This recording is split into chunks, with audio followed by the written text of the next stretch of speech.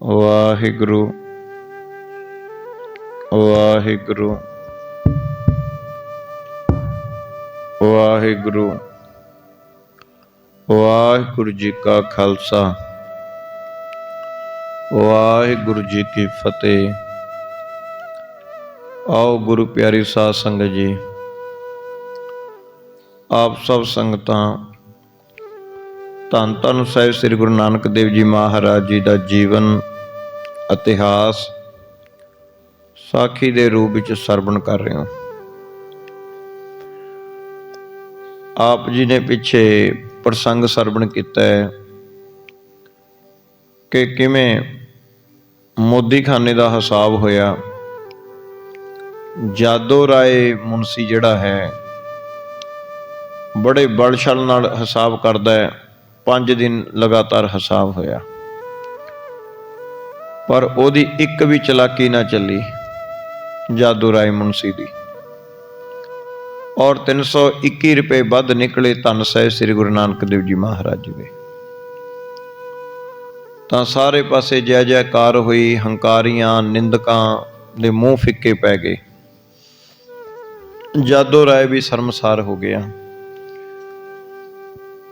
ਔਰ ਭਾਈ ਜੈ ਰਾਮ ਜੀ ਦੇ ਵੀ ਜਿਹੜੇ ਸਿਰ ਤੇ ਬੋਝ ਸੀ, ਚਿੰਤਾ ਫਿਕਰ ਦੇ ਵਿੱਚ ਡੁੱਬੇ ਹੋਏ ਸਨ, ਉਹ ਵੀ ਚਿੰਤਾ ਲੈ ਗਈ। ਹੁਣ ਨਵਾਬ ਦੌਲਤ ਖਾਂ ਨੇ 3000 ਰੁਪਇਆ ਹੋਰ ਦਿੱਤਾ। 321 ਰੁਪਏ ਜਿਹੜੇ ਵੱਧ ਸਨ ਉਹ ਦਿੱਤੇ, ਕੁੱਲ 3321 ਰੁਪਏ ਦਿੱਤੇ। ਤੇ ਉਸ ਟਾਈਮ ਆਨਿਆਂ ਦੇ ਵਿੱਚ ਪੈਸੇ ਦਿੱਤੇ ਜਾਂਦੇ, ਟਕਿਆਂ ਦੇ ਵਿੱਚ, ਯਾਨੀ ਉਹ ਪੈਸਿਆਂ ਦੀ ਪੰਡ ਬਣ ਗਈ। ਜਿਸ ਤਰ੍ਹਾਂ ਇੱਕ ਤਾਂ ਪੂਰੀ ਬਹੁਤ ਵੱਡੀ ਪੰਡ ਹੁੰਦੀ ਹੈ, ਜਿਵੇਂ ਕੱਖਾਂ ਦੀ ਆਪਾਂ ਭਰ ਕੇ ਸਿਰ ਤੇ ਰੱਖਦੇ ਹਾਂ। ਇੱਕ ਜਿਵੇਂ ਥੋੜਾ ਜਿਹਾ ਸਮਾਨ, ਜਿਵੇਂ ਕਣਕ ਪਾ ਕੇ ਥੈਲਾ ਆਪਾਂ ਪਿੱਛੇ ਮੋਢਿਆਂ ਤੇ ਰੱਖ ਲੈਂਦੇ ਹਾਂ ਫੜ ਕੇ ਉਹਨੂੰ। ਇਸ ਤਰ੍ਹਾਂ ਉਹ ਸਿੱਕਿਆਂ ਦੀ ਪੰਡ ਨੂੰ ਭਾਈ ਬਾਲੇ ਜੀ ਨੇ ਚੱਕਿਆ ਔਰ ਲਿਜਾ ਕੇ ਭਾਈ ਜੈ ਰਾਮ ਜੀ ਦੇ ਘਰੇ ਰੱਖ ਦਿੱਤੇ। 321 ਰੁਪਏ ਅੱਡ ਕਰਕੇ ਮਹਾਰਾਜ ਜੀ ਨੇ ਮੋਦੀਖਾਨੇ ਦੇ ਵਿੱਚ ਰਾਸ਼ਨ ਪਾ ਕੇ ਅੱਗੇ ਗਰੀਬਾਂ ਨੂੰ ਵੰਡਣਾ ਸ਼ੁਰੂ ਕਰ ਦਿੱਤਾ। 3000 ਰੁਪਇਆ ਉਹ ਭਾਈ ਜੈ ਰਾਮ ਦੇ ਘਰੇ ਰਹਿਣ ਦਿੱਤਾ। ਸੋ ਇਹ ਤਾਂ ਸਾਖੀ ਸੁਣਾਈ ਕਿਉਂਕਿ ਅੱਗੇ ਇਹ ਗੱਲ ਆਵੇਗੀ ਕਿ ਮਹਿਤਾ ਕਾਲੂ ਜੀ ਨੂੰ ਭਾਈ ਜੈ ਰਾਮ ਜੀ ਪੈਸੇ ਦੇਣਗੇ। ਇਹੀ ਫਿਰ 3000 ਰੁਪਇਆ ਜਿਹੜਾ ਨਵਾਬ ਦੌਲਤ ਖਾਂ ਨੇ ਦਿੱਤਾ, ਮਹਿਤਾ ਕਾਲੂ ਜੀ ਨੂੰ ਸੰਭਾਲਣਗੇ ਜੈ ਰਾਮ ਜੀ ਅੱਗੇ ਸਾਖੀ ਦੇ ਵਿੱਚ। ਸੋ ਆਓ ਹੁਣ ਭਾਈ ਬਾਲਾ ਜੀ ਕਹਿਣ ਲੱਗੇ, ਸਾਖੀ ਸੁਣਾਉਂਦੇ ਨੇ ਕਿ ਹੇ ਗੁਰੂ ਅੰਗਦ ਦੇਵ ਜੀ, ਸਾਲ ਭਰ ਇਸ ਤਰ੍ਹਾਂ ਹੀ ਲੰਘ ਗਿਆ।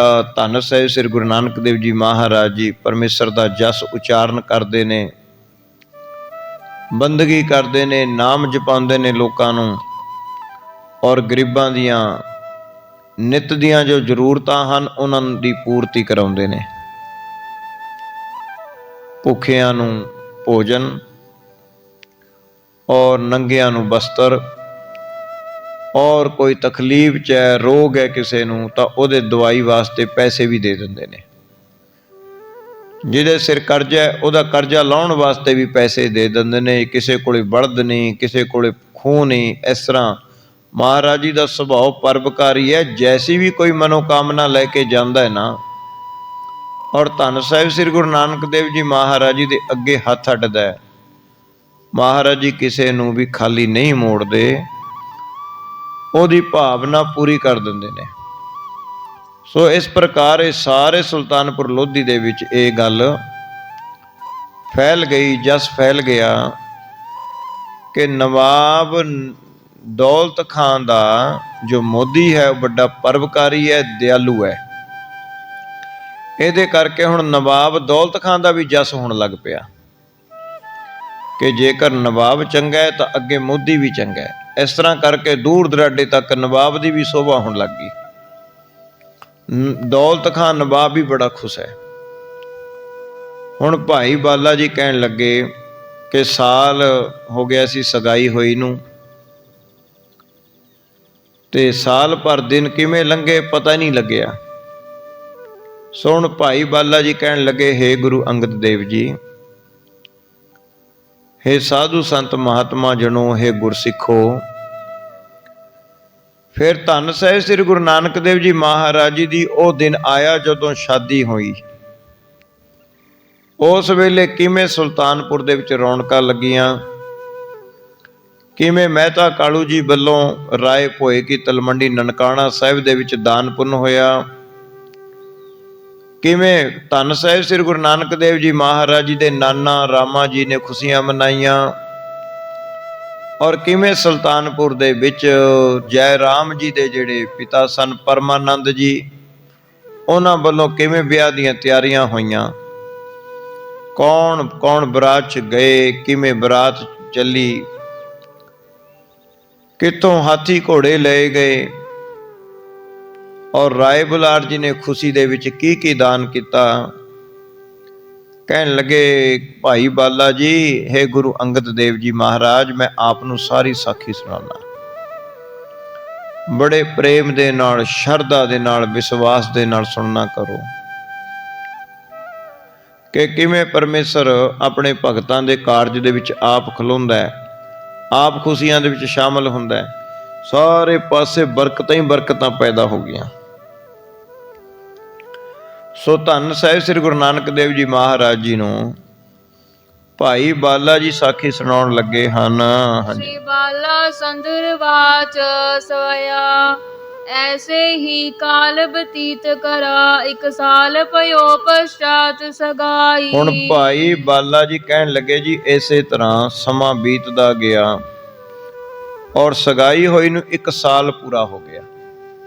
ਕਿਉਂਕਿ ਪਿੱਛੇ ਆਪ ਜੀ ਨੇ ਪ੍ਰਸੰਗ ਸਰਵਣ ਕੀਤਾ ਸੀ ਕਿ ਮਹਿਤਾ ਕਾਲੂ ਜੀ ਨੇ ਜਦੋਂ ਉਹ ਰੋਕੇ ਦੀ ਰਸਮ ਕਰਨ ਗਏ ਸਨ, ਜੈ ਰਾਮ ਜੀ ਦੇ ਪਿਤਾ ਪਰਮਾਨੰਦ ਜੀ ਨੂੰ ਕਿਹਾ ਸੀ ਕਿ ਤੁਸੀਂ ਮੂਲ ਚੰਦ ਜੀ ਨੂੰ ਕਹੋ ਵੀ ਜੋ ਲੜਕਾ ਹੈ ਉਹ ਵੀ ਵਿਆਹਣ ਦੇ ਯੋਗ ਹੈ, ਲੜਕੀ ਵੀ ਵਿਆਹਣ ਦੇ ਯੋਗ ਹੈ, ਹੁਣ ਇਹ ਰਿਸ਼ਤਾ ਦੇ ਦੇਣ, ਨਾਲ ਦੀ ਨਾਲ ਹੀ ਵਿਆਹ ਦੇ ਦੇਣ।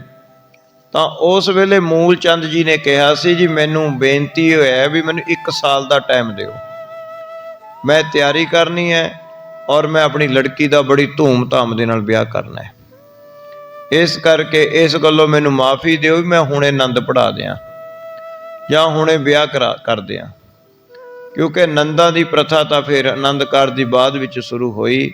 ਇਹ ਵੀ ਇੱਕ ਸਵਾਲ ਜੋ ਹੈ ਉਹਦਾ ਜਵਾਬ ਆਵੇਗਾ ਕਿ ਜਦੋਂ ਧੰਨ ਸਾਹਿਬ ਸ੍ਰੀ ਗੁਰੂ ਨਾਨਕ ਦੇਵ ਜੀ ਮਹਾਰਾਜ ਦਾ ਵਿਆਹ ਹੋਇਆ, ਕੀ ਮਹਾਰਾਜ ਜੀ ਨੇ ਅਗਨੀ ਦੇ ਆਲੇ ਦੁਆਲੇ ਫੇਰੇ ਲਏ?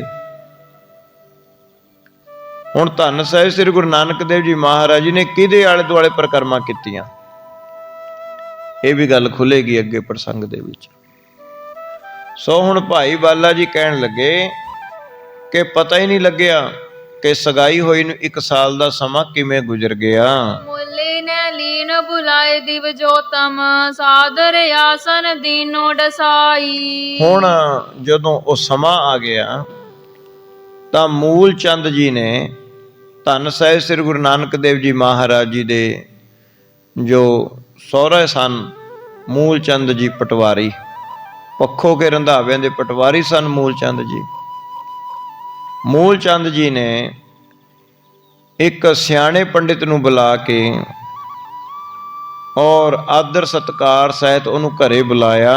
ਰਾਸ ਪੈ ਸਾਹਾ ਸੁਧਾਏ ਕੈ ਸੁਧ, ਲਿਖੀ ਪਤਿਆ ਤਤਕਾਲ ਪਠਾਈ। ਤਾਂ ਫਿਰ ਮੂਲ ਚੰਦ ਜੀ ਨੇ ਆਪਣੀ ਇੱਛਾ ਜ਼ਾਹਰ ਕੀਤੀ, ਕਹਿਣ ਲੱਗੀ, ਹੈ ਪੰਡਿਤ ਜੀ, ਮੈਂ ਆਪਣੀ ਲੜਕੀ ਦੀ ਸਾਹੇ ਦੀ ਚਿੱਠੀ ਲਿਖਵਾਉਣੀ ਹੈ, ਇਸ ਕਰਕੇ ਕਿਰਪਾ ਕਰਕੇ ਆਪ ਮੇਰੀ ਲੜਕੀ ਦੀ ਸਾਹੇ ਦੀ ਚਿੱਠੀ ਲਿਖ ਦਵੋ। ਆਸ ਅਸਾੜ ਸੁਦੀ ਸੁਪਤੈ, ਸੁਲਤਾਨਪੁਰੇ ਨਰ ਕੀਨੀ ਹੈ ਤਾਈ। ਤਾਂ ਫਿਰ ਉਹ ਚਿੱਠੀ ਦੇ ਵਿੱਚ ਸਾਹੇ ਦਾ ਦਿਨ ਕੀ ਲਿਖਿਆ ਗਿਆ?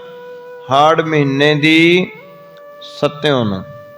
7ਵੀਂ, ਹਾੜ ਮਹੀਨੇ ਦੀ 7 ਨੂੰ, ਯਾਨੀ ਕਿ 7ਵੀਂ ਨੂੰ, ਜਿਵੇਂ ਤਿਥਾਂ ਹੁੰਦੀਆਂ ਨੇ ਏਕਮ, ਦੂਜ, ਤੀਜ, ਚੌਥ, ਇਸ ਤਰ੍ਹਾਂ ਇਹ ਸੱਤਿਓਂ ਨੂੰ ਜਾਨੀ ਕਿ ਹਾੜ ਮਹੀਨੇ ਦੀ ਸੱਤਿਓਂ ਵਾਲੇ ਦਿਨ ਜਾਨੀ ਇਹ ਦਿਨ ਰੱਖਿਆ ਗਿਆ ਵਿਆਹ ਦਾ।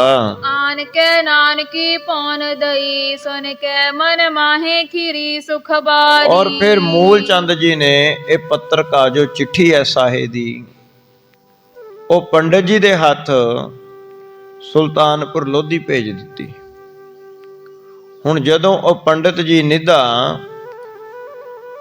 ਸਾਹੇ ਦੀ ਚਿੱਠੀ ਲੈ ਕੇ ਆਨ ਕੈ ਨਾਨਕੀ ਭੌਨ ਦਈ ਸੁਨ ਕੈ ਮਨ ਮਾਹੇ ਖੀਰੀ ਸੁਖ ਵਾਰੀ। ਹੁਣ ਉਹ ਪੰਡਤ ਜੀ ਨੇ ਜਦੋਂ ਚਿੱਠੀ ਆਣ ਕੇ ਭੌਨ ਦਈ ਮਤਲਬ ਬੇਬੇ ਨਾਨਕੀ ਜੀ ਦੇ ਘਰੇ ਦਿੱਤੀ, ਤਾਂ ਜਦੋਂ ਬੇਬੇ ਨਾਨਕੀ ਜੀ ਨੂੰ ਪਤਾ ਲੱਗਿਆ ਕਿ ਮੇਰੇ ਭਰਾ ਦੇ ਵਿਆਹ ਦੀ ਚਿੱਠੀ ਆਈ ਹੈ, ਸੁਣ ਕੇ ਮਨ ਮਾਹੇ ਖੀਰੀ ਸੁਖ ਬਾਰੀ, ਮਾਨੋ ਕਿ ਬੇਬੇ ਨਾਨਕੀ ਜੀ ਦਾ ਚਿਹਰਾ ਖਿਲ ਗਿਆ ਔਰ ਸੁੱਖਾਂ ਵਿੱਚ ਨਹੀਂ ਸਮਾਉਂਦੀ, ਮਾਨੋ ਉਹਨਾਂ ਦੇ ਮਨ ਵਿੱਚ ਬੜਾ ਸੁਖ ਔਰ ਆਨੰਦ ਛਾ ਗਿਆ। ਇਸ ਤਰ੍ਹਾਂ ਭਾਈ ਬਾਲਾ ਜੀ ਸਾਖੀ ਸੁਣਾ ਰਹੇ ਹਨ। ਭਰਾਤਾ ਕੋ ਪ੍ਰਾਨ ਗ੍ਰਹਣ ਹੋਵੇ ਅਰ ਬਾਸਰ ਆਜ ਕੇ ਮੈਂ ਬਲਿਹਾਰੀ। ਕੀ ਬੇਬੇ ਨਾਨਕੀ ਜੀ ਸੋਚਦੀ ਹੈ ਕਿ ਹੁਣ ਮੇਰੇ ਭਰਾ ਦਾ ਵਿਆਹ ਹੋਵੇਗਾ, ਬੜੀਆਂ ਖੁਸ਼ੀਆਂ ਹੋਣਗੀਆਂ ਔਰ ਮੈਂ ਆਪਣੇ ਭਰਾ ਤੋਂ ਬਲਿਹਾਰ ਜਾਂਦੀ ਹਾਂ। ਪਾਤੀਲੇ ਹਾਥ ਜਰਾਮ ਤਬੈ ਦਿਜ ਲੀਨੋ ਬੁਲਾਏ ਕੇ ਪਾਠ ਉਚਾਰੀ। ਹੁਣ ਭਾਈ ਜੈ ਰਾਮ ਜੀ ਨੇ ਉਹ ਚਿੱਠੀ ਸਵੀਕਾਰ ਕਰ ਲਈ, ਆਪਣੇ ਸਾਕ ਸੰਬੰਧੀਆਂ ਨੂੰ ਬੁਲਾਇਆ। ਸਾਕ ਸੰਬੰਧੀਆਂ ਨੂੰ ਬੁਲਾਉਣ ਤੇ ਤਾਂ ਉਹ ਜਿਹੜੀ ਚਿੱਠੀ ਲੈ ਕੇ ਆਇਆ, ਜਿਵੇਂ ਅੱਜ ਕੱਲ੍ਹ ਰਸਮ ਹੁੰਦੀ ਹੈ ਇਸ ਤਰ੍ਹਾਂ ਪੁਰਾਣੀ ਰਸਮਾਂ ਚੱਲੀਆਂ ਹੁੰਦੀਆਂ ਨੇ। ਸਾਰੇ ਸਾਕ ਸੰਬੰਧੀਆਂ ਨੂੰ ਬੁਲਾਇਆ ਗਿਆ, ਮਿੱਠਾ ਰੱਖਿਆ ਗਿਆ ਥਾਲੀ ਦੇ ਵਿੱਚ, ਤੇ ਫਿਰ ਉਹ ਜਿਹੜਾ ਪੰਡਤ ਸੀ ਉਹਨੂੰ ਕਹਿਣ ਲੱਗੇ ਜੀ ਸਾਹੇ ਦੀ ਚਿੱਠੀ ਖੋਲ ਕੇ ਸਾਨੂੰ ਪੜ੍ਹ ਕੇ ਸੁਣਾਓ ਕਿ ਕਿਹੜੀ ਤਰੀਕ ਨੂੰ ਮੂਲ ਚੰਦ ਪਟਵਾਰੀ ਜੀ ਨੇ ਬਰਾਤ ਲੈ ਕੇ ਆਉਣ ਵਾਸਤੇ ਕਿਹਾ। ਇਸ ਤਰ੍ਹਾਂ ਜੈ ਰਾਮ ਜੀ ਲੱਗੇ ਕਹਿਣ। ਸ਼੍ਰੋਨਨ ਮੈਂ ਸੁਨ ਆਸ ਅਸਾੜ ਕੀ ਕਿੰਨੀ ਤਿਆਰੀ ਸਬੈ ਅਗਵਾਰੀ। ਜਦੋਂ ਪੰਡਤ ਜੀ ਨੇ ਚਿੱਠੀ ਪੜ੍ਹ ਕੇ ਸੁਣਾਈ, ਉਹਦੇ ਵਿੱਚ ਉਹਨੇ ਬੋਲਿਆ ਕਿ ਭਾਈ ਮੂਲ ਚੰਦ ਖੱਤਰੀ ਜੀ ਵੱਲੋਂ ਬੇਨਤੀ ਹੈ ਕਿ ਉਹਨਾਂ ਦੀ ਜਿਹੜੀ ਪੁੱਤਰੀ ਬੀਬੀ ਸੁਲੱਖਣੀ ਹੈ, ਉਹਦਾ ਵਿਆਹ ਮਹਿਤਾ ਕਾਲੂ ਜੀ ਦੇ ਪੁੱਤਰ ਨਾਨਕ ਜੀ ਦੇ ਨਾਲ ਹਾੜ ਮਹੀਨੇ ਦੀ ਸੱਤਿਓ ਨੂੰ ਹੋਣਾ, ਯਾਨੀ ਇਹ ਤਰੀਕ ਰੱਖੀ ਗਈ ਹੈ ਵੀ ਹਾੜ ਮਹੀਨੇ ਦੀ ਸੱਤਵੀਂ ਨੂੰ ਇਹ ਸਾਹਾ ਭਾਈ ਹੋਣਾ। ਤਾਂ ਇਸ ਤਰ੍ਹਾਂ ਕਰਕੇ ਜਦੋਂ ਸਾਰਿਆਂ ਨੇ ਸੁਣਿਆ ਵੀ ਭਾਈ ਹਾੜ ਮਹੀਨੇ ਦੀ ਸੱਤਿਓ ਨੂੰ ਵਿਆਹ ਹੋਣਾ, ਸਾਰੇ ਕਹਿੰਦੇ ਦਿਨ ਤਾਂ ਥੋੜੇ ਜਿਹੇ ਹੀ ਨੇ। ਇਸ ਕਰਕੇ ਸਾਰੇ ਤਿਆਰੀਆਂ ਦੇ ਵਿੱਚ ਲੱਗ ਗਏ, ਵਿਆਹ ਦੀਆਂ ਤਿਆਰੀਆਂ 'ਚ। ਹੁਣ ਹੁੰਦਾ ਹੀ ਆਪੋ ਆਪਣੇ ਘਰਾਂ ਦੇ ਵਿੱਚ ਜਿਹਦੇ ਵਿਆਹ ਰੱਖਿਆ ਉਹ ਤਿਆਰੀਆਂ ਕਰਦਾ, ਫਿਰ ਜਦੋਂ ਚਿੱਠੀ ਆ ਜਾਂਦੀ ਹੈ ਬਸ ਫਿਰ ਹੋਰ ਜ਼ਿਆਦਾ ਤਿਆਰੀਆਂ ਲੱਗ ਜਾਂਦੇ ਨੇ ਕਰਨ। ਇਸ ਤਰ੍ਹਾਂ ਸਾਰੇ ਘਰਾਂ ਦੇ ਵਿੱਚ ਰਿਵਾਜ ਹੁੰਦੇ ਹਨ। ਹਾਂਜੀ। ਕੀਨ ਬਡੋ ਉਤਸਾਹ ਭਲੋ ਚਲ ਨਾਗਰੀ ਆਵਤ ਲੋਚਨ ਚਾਰੀ। ਹੁਣ ਭਲਾ ਜ਼ਮਾਨਾ ਸੀ ਉਸ ਵੇਲੇ, ਭਲਾ ਜ਼ਮਾਨਾ ਸੀ, ਅੱਜ ਕੱਲ੍ਹ ਵਾਲੇ ਤਾਂ ਨਹੀਂ ਸੀ ਜਿਵੇਂ ਅੱਜ ਕੱਲ੍ਹ ਤਾਂ ਬੁਕਿੰਗਾਂ ਦੇ ਸਾਰਾ ਕੁਛ ਹੁੰਦਾ ਹੈ। ਭਲਾ ਜ਼ਮਾਨਾ ਸੀ, ਭਲੇ ਲੋਕ ਸੀ, ਇੱਕ ਦੂਏ ਦੇ ਨਾਲ ਮਦਦ ਕਰਦੇ ਔਰ ਹੱਥ ਵਟਾਉਂਦੇ। ਹੁਣ ਕੀਨ ਬੜੋ ਉਤਸ਼ਾਹ ਭਲੋ ਚੱਲ ਨਾਗਰੀ ਆਵਤ ਲੋਚਨ ਚਾਰੀ। ਹੁਣ ਜਦੋਂ ਇਸ ਗੱਲ ਦਾ ਪਤਾ ਜੈ ਰਾਮ ਜੀ ਦੇ ਪਰਿਵਾਰ ਨੂੰ, ਕੋੜਮੇ ਨੂੰ ਕਹਿ ਲਓ, ਪਰਿਵਾਰ ਨੂੰ ਕਹਿ ਲਓ, ਸਾਕ ਸੰਬੰਧੀਆਂ ਨੂੰ ਕਹਿ ਲਓ, ਭਾਈਚਾਰੇ ਨੂੰ ਪਤਾ ਲੱਗਿਆ, ਤਾਂ ਫਿਰ ਉਹ ਸਾਰੇ ਪਰਿਵਾਰ ਦੀਆਂ ਇਸਤਰੀਆਂ ਆ ਕੇ ਬੇਬੇ ਨਾਨਕੀ ਜੀ ਦੇ ਨਾਲ ਤਿਆਰੀ ਲੱਗ ਪਈਆਂ ਕਰਾਉਣ। ਜਿਵੇਂ ਘਰ ਝਾੜ ਚੜ੍ਹਈਆ ਕਰਨਾ ਹੈ, ਘਰ ਨੂੰ ਲਪਾਉਣਾ ਹੈ, ਰਾਸ਼ਨ ਦੀ ਵੀ ਤਿਆਰੀ ਕਰਨੀ ਹੈ, ਕੱਪੜੇ ਲੀੜੇ ਦੇ ਵੀ ਤਿਆਰੀ ਲੱਗ ਪਏ ਕਰਨ। ਉਸ ਟਾਈਮ ਦੇ ਵਿੱਚ, ਹੁਣ ਅੱਜ ਕੱਲ੍ਹ ਵਾਲਾ ਤਾਂ ਟਾਈਮ ਹੈ ਨਹੀਂ ਸੀ ਵੀ ਸੂਟ ਮਨਮੱਤੇ ਸੂਟ ਦਰਜੀਆਂ ਤੇ ਇਸ ਤਰ੍ਹਾਂ ਨਾ। ਉਸ ਵੇਲੇ ਹੱਥੀਂ ਸਾਰੇ ਸੂਟ ਤਿਆਰ ਕਰਦੇ ਆਪਣੇ ਆਪਣੇ ਪਾਉਣ ਨੂੰ, ਔਰ ਇੱਕ ਇੱਕ ਦੋ ਦੋ ਸੂਟ ਹੁੰਦਾ ਸਾਰਿਆਂ ਕੋਲੇ, ਕੋਈ ਮਨਮੱਤਾ ਤਾਂ ਨਹੀਂ ਸੀ ਉਸ ਵੇਲੇ ਕੰਮ। ਸੋ ਆਪ ਦੇ ਵਿੱਚ ਕੱਢ ਕੁੱਢ ਕੇ ਇਸ ਤਰ੍ਹਾਂ ਹੱਥੀਂ ਕਢਾਈਆਂ ਕਢੂਈਆਂ ਕੱਢ ਕੇ ਚੁੰਨੀਆਂ ਚਾਨੀਆਂ ਦੇ ਤੇ ਕੱਪੜਿਆਂ ਦੇ ਕਢਾਈ ਕਢੂਈ ਕਰਕੇ ਇਸ ਤਰ੍ਹਾਂ ਤਿਆਰੀ ਕਰ ਲੈਂਦੀਆਂ। ਹੁਣ ਬੇਬੇ ਨਾਨਕੀ ਜੀ ਦੀ ਨਾਲ ਦੀ ਜਿਹੜੀ ਸਾਕ ਸੰਬੰਧੀ ਸੀ ਮਾਈਆਂ, ਉਹ ਤਿਆਰੀ ਲੱਗ ਪਈਆਂ ਵਿਆਹ ਦੀਆਂ ਕਰਨ। ਹਾਂਜੀ। ਭੂਖਨ ਅੰਬਰ ਓੜ ਪਟੰਬਰ ਸੁੰਦਰ ਮੰਦਰ ਅੰਦਰ ਨਾਰੀ। ਤਾਂ ਹੁਣ ਸਾਰੇ ਜਿਹੜੇ ਵਿਆਹ ਦੀਆਂ ਤਿਆਰੀਆਂ ਦੇ ਵਿੱਚ ਕੱਪੜਾ ਲੀੜਾ ਲੱਗ ਪਏ ਤਿਆਰੀ ਕਰਨ, ਔਰ ਘਰ ਨੂੰ ਲਿਪ ਪੋਚ ਲੱਗ ਪਿਆ ਕਰਨ। ਔਰ ਜੋ ਸਮਝ ਲਓ ਆਉਣਗੇ ਰਿਸ਼ਤੇਦਾਰ, ਉਹਨਾਂ ਦੇ ਜੋ ਤਿਆਰੀ ਹੈ, ਉਸ ਵੇਲੇ ਹੱਥੀਂ ਆਟਾ ਪੀਹਣਾ ਪੈਂਦਾ, ਚੌਲ ਚੂਲ ਕੁੱਟਣੇ ਪੈਂਦੇ, ਮਿਰਚਾਂ ਮੁਰਚਾਂ ਮਸਾਲੇ ਸਾਰੇ ਆਪ ਕੁੱਟਣੇ ਪੈਂਦੇ। ਉਸ ਵੇਲੇ ਤਾਂ ਹੱਥੀਂ ਕੰਮ ਸੀ ਸਾਰਾ। ਸੋ ਇਸ ਕਰਕੇ ਸਾਰੇ ਕੰਮਾਂ ਦੇ ਵਿੱਚ ਜੋ ਪਰਿਵਾਰ ਦੀਆਂ ਲੜਕੀਆਂ ਮਾਈਆਂ ਸਨ, ਉਹ ਲੱਗ ਗਈਆਂ, ਕੱਪੜੇ ਤਿਆਰ ਕਰਨ ਲੱਗ ਗਈਆਂ, ਕੋਈ ਕਣਕ ਪੀਹਣ ਲੱਗ ਗਈਆਂ, ਕੋਈ ਇਸ ਤਰ੍ਹਾਂ ਦਾਲਾਂ ਦੂਲਾਂ ਸਹੀ ਕਰਨ ਲੱਗ ਗਈਆਂ, ਕਈ ਚੌਲ ਕੁੱਟਣ ਲੱਗ ਗਈਆਂ, ਕਈ ਮਸਾਲੇ ਮਸੂਲੇ ਕੁੱਟਣ ਲੱਗ ਪਏ। ਹੱਥੀਂ ਸਾਰਾ ਕੁੰਡੀ ਸੋਟੇ ਨਾਲ ਕੁੱਟਿਆ ਜਾਂਦਾ ਸਾਰਾ ਕੁਛ, ਜਾਂ ਹੱਥੀਂ ਚੱਕੀ ਪੀਹ ਜਾਂਦੀ। ਸੋ ਇਸ ਤਰ੍ਹਾਂ ਕਰਕੇ ਉਸ ਵੇਲੇ ਸਾਰੇ ਤਿਆਰੀ ਕਰਨ ਲੱਗ ਪਏ। ਆਸਨ ਢਾਰਤ ਤਾ ਸਤਕਾਰਤ ਧਾਰਤ ਨਾਨਕੀ ਆਨੰਦ ਭਾਰੀ। ਹੁਣ ਬੇਬੇ ਨਾਨਕੀ ਜੀ ਬਿਸਤਰੇ ਵੀ ਤਿਆਰ ਲੱਗ ਪਈ ਕਰਨ। ਹੁਣ ਜਿਹੜੇ ਮੰਜੇ ਨੇ ਉਹ ਵੀ ਤਿਆਰ ਕਰਨ ਲੱਗ ਪਈ, ਰਿਸ਼ਤੇਦਾਰ ਆਉਣਗੇ ਆਖਰਕਾਰ ਪਾਉਣੇ ਵੀ ਨੇ। ਮੰਜੇ ਵਿਛਾ ਕੇ ਰਿਸ਼ਤੇਦਾਰ ਆਉਣਗੇ, ਉਹਨਾਂ ਵਾਸਤੇ ਵਿਛਾਈ ਦਾ ਇੰਤਜ਼ਾਮ ਵੀ ਕਰਨਾ ਹੈ। ਸੋ ਉਸ ਵੇਲੇ ਘਰੇ ਹੀ ਸਾਰਾ ਕੁਛ ਹੁੰਦਾ, ਔਰ ਪੁਰਾਤਨ ਸਮੇਂ ਕਈ ਦਿਨ ਰਿਸ਼ਤੇਦਾਰ ਰੁਕਦੇ। ਸੋ ਆਪ ਦੇ ਵਿੱਚ ਸਹਿਚਾਰ ਹੁੰਦੇ, ਬਿਸਤਰੇ ਲੈ ਆਉਂਦੇ, ਮੰਜੇ ਲੈ ਆਉਂਦੇ, ਔਰ ਨਾਲ ਲੱਗ ਕੇ ਇਸਤਰੀਆਂ ਕੰਮ ਕਰਾ ਦਿੰਦੀਆਂ, ਰੋਟੀ ਪਾਣੀ ਆਪ ਤਿਆਰ ਕਰਦੀਆਂ, ਤੇ ਆਪ ਸਾਰਾ ਯਾਨੀ ਖੋਆ ਖਾ ਕੱਢ ਕੇ ਆਪੇ ਮਠਿਆਈਆਂ ਤਿਆਰ ਕਰਨੀਆਂ। ਸੋ ਇਸ ਤਰ੍ਹਾਂ ਕਰਕੇ ਹੱਥੀਂ ਕੰਮ ਕਰਨਾ ਪੈਂਦਾ। ਸੋ ਇਸ ਤਰ੍ਹਾਂ ਕਰਕੇ ਬੇਬੇ ਨਾਨਕੀ ਜੀ ਦੇ ਨਾਲ ਭਾਈ ਜੈ ਰਾਮ ਜੀ ਦੇ ਓੜਮੇ ਦੀਆਂ ਸਾਰੀਆਂ ਮਾਈਆਂ ਤਿਆਰੀ ਲੱਗ ਪਈਆਂ ਕਰਨ।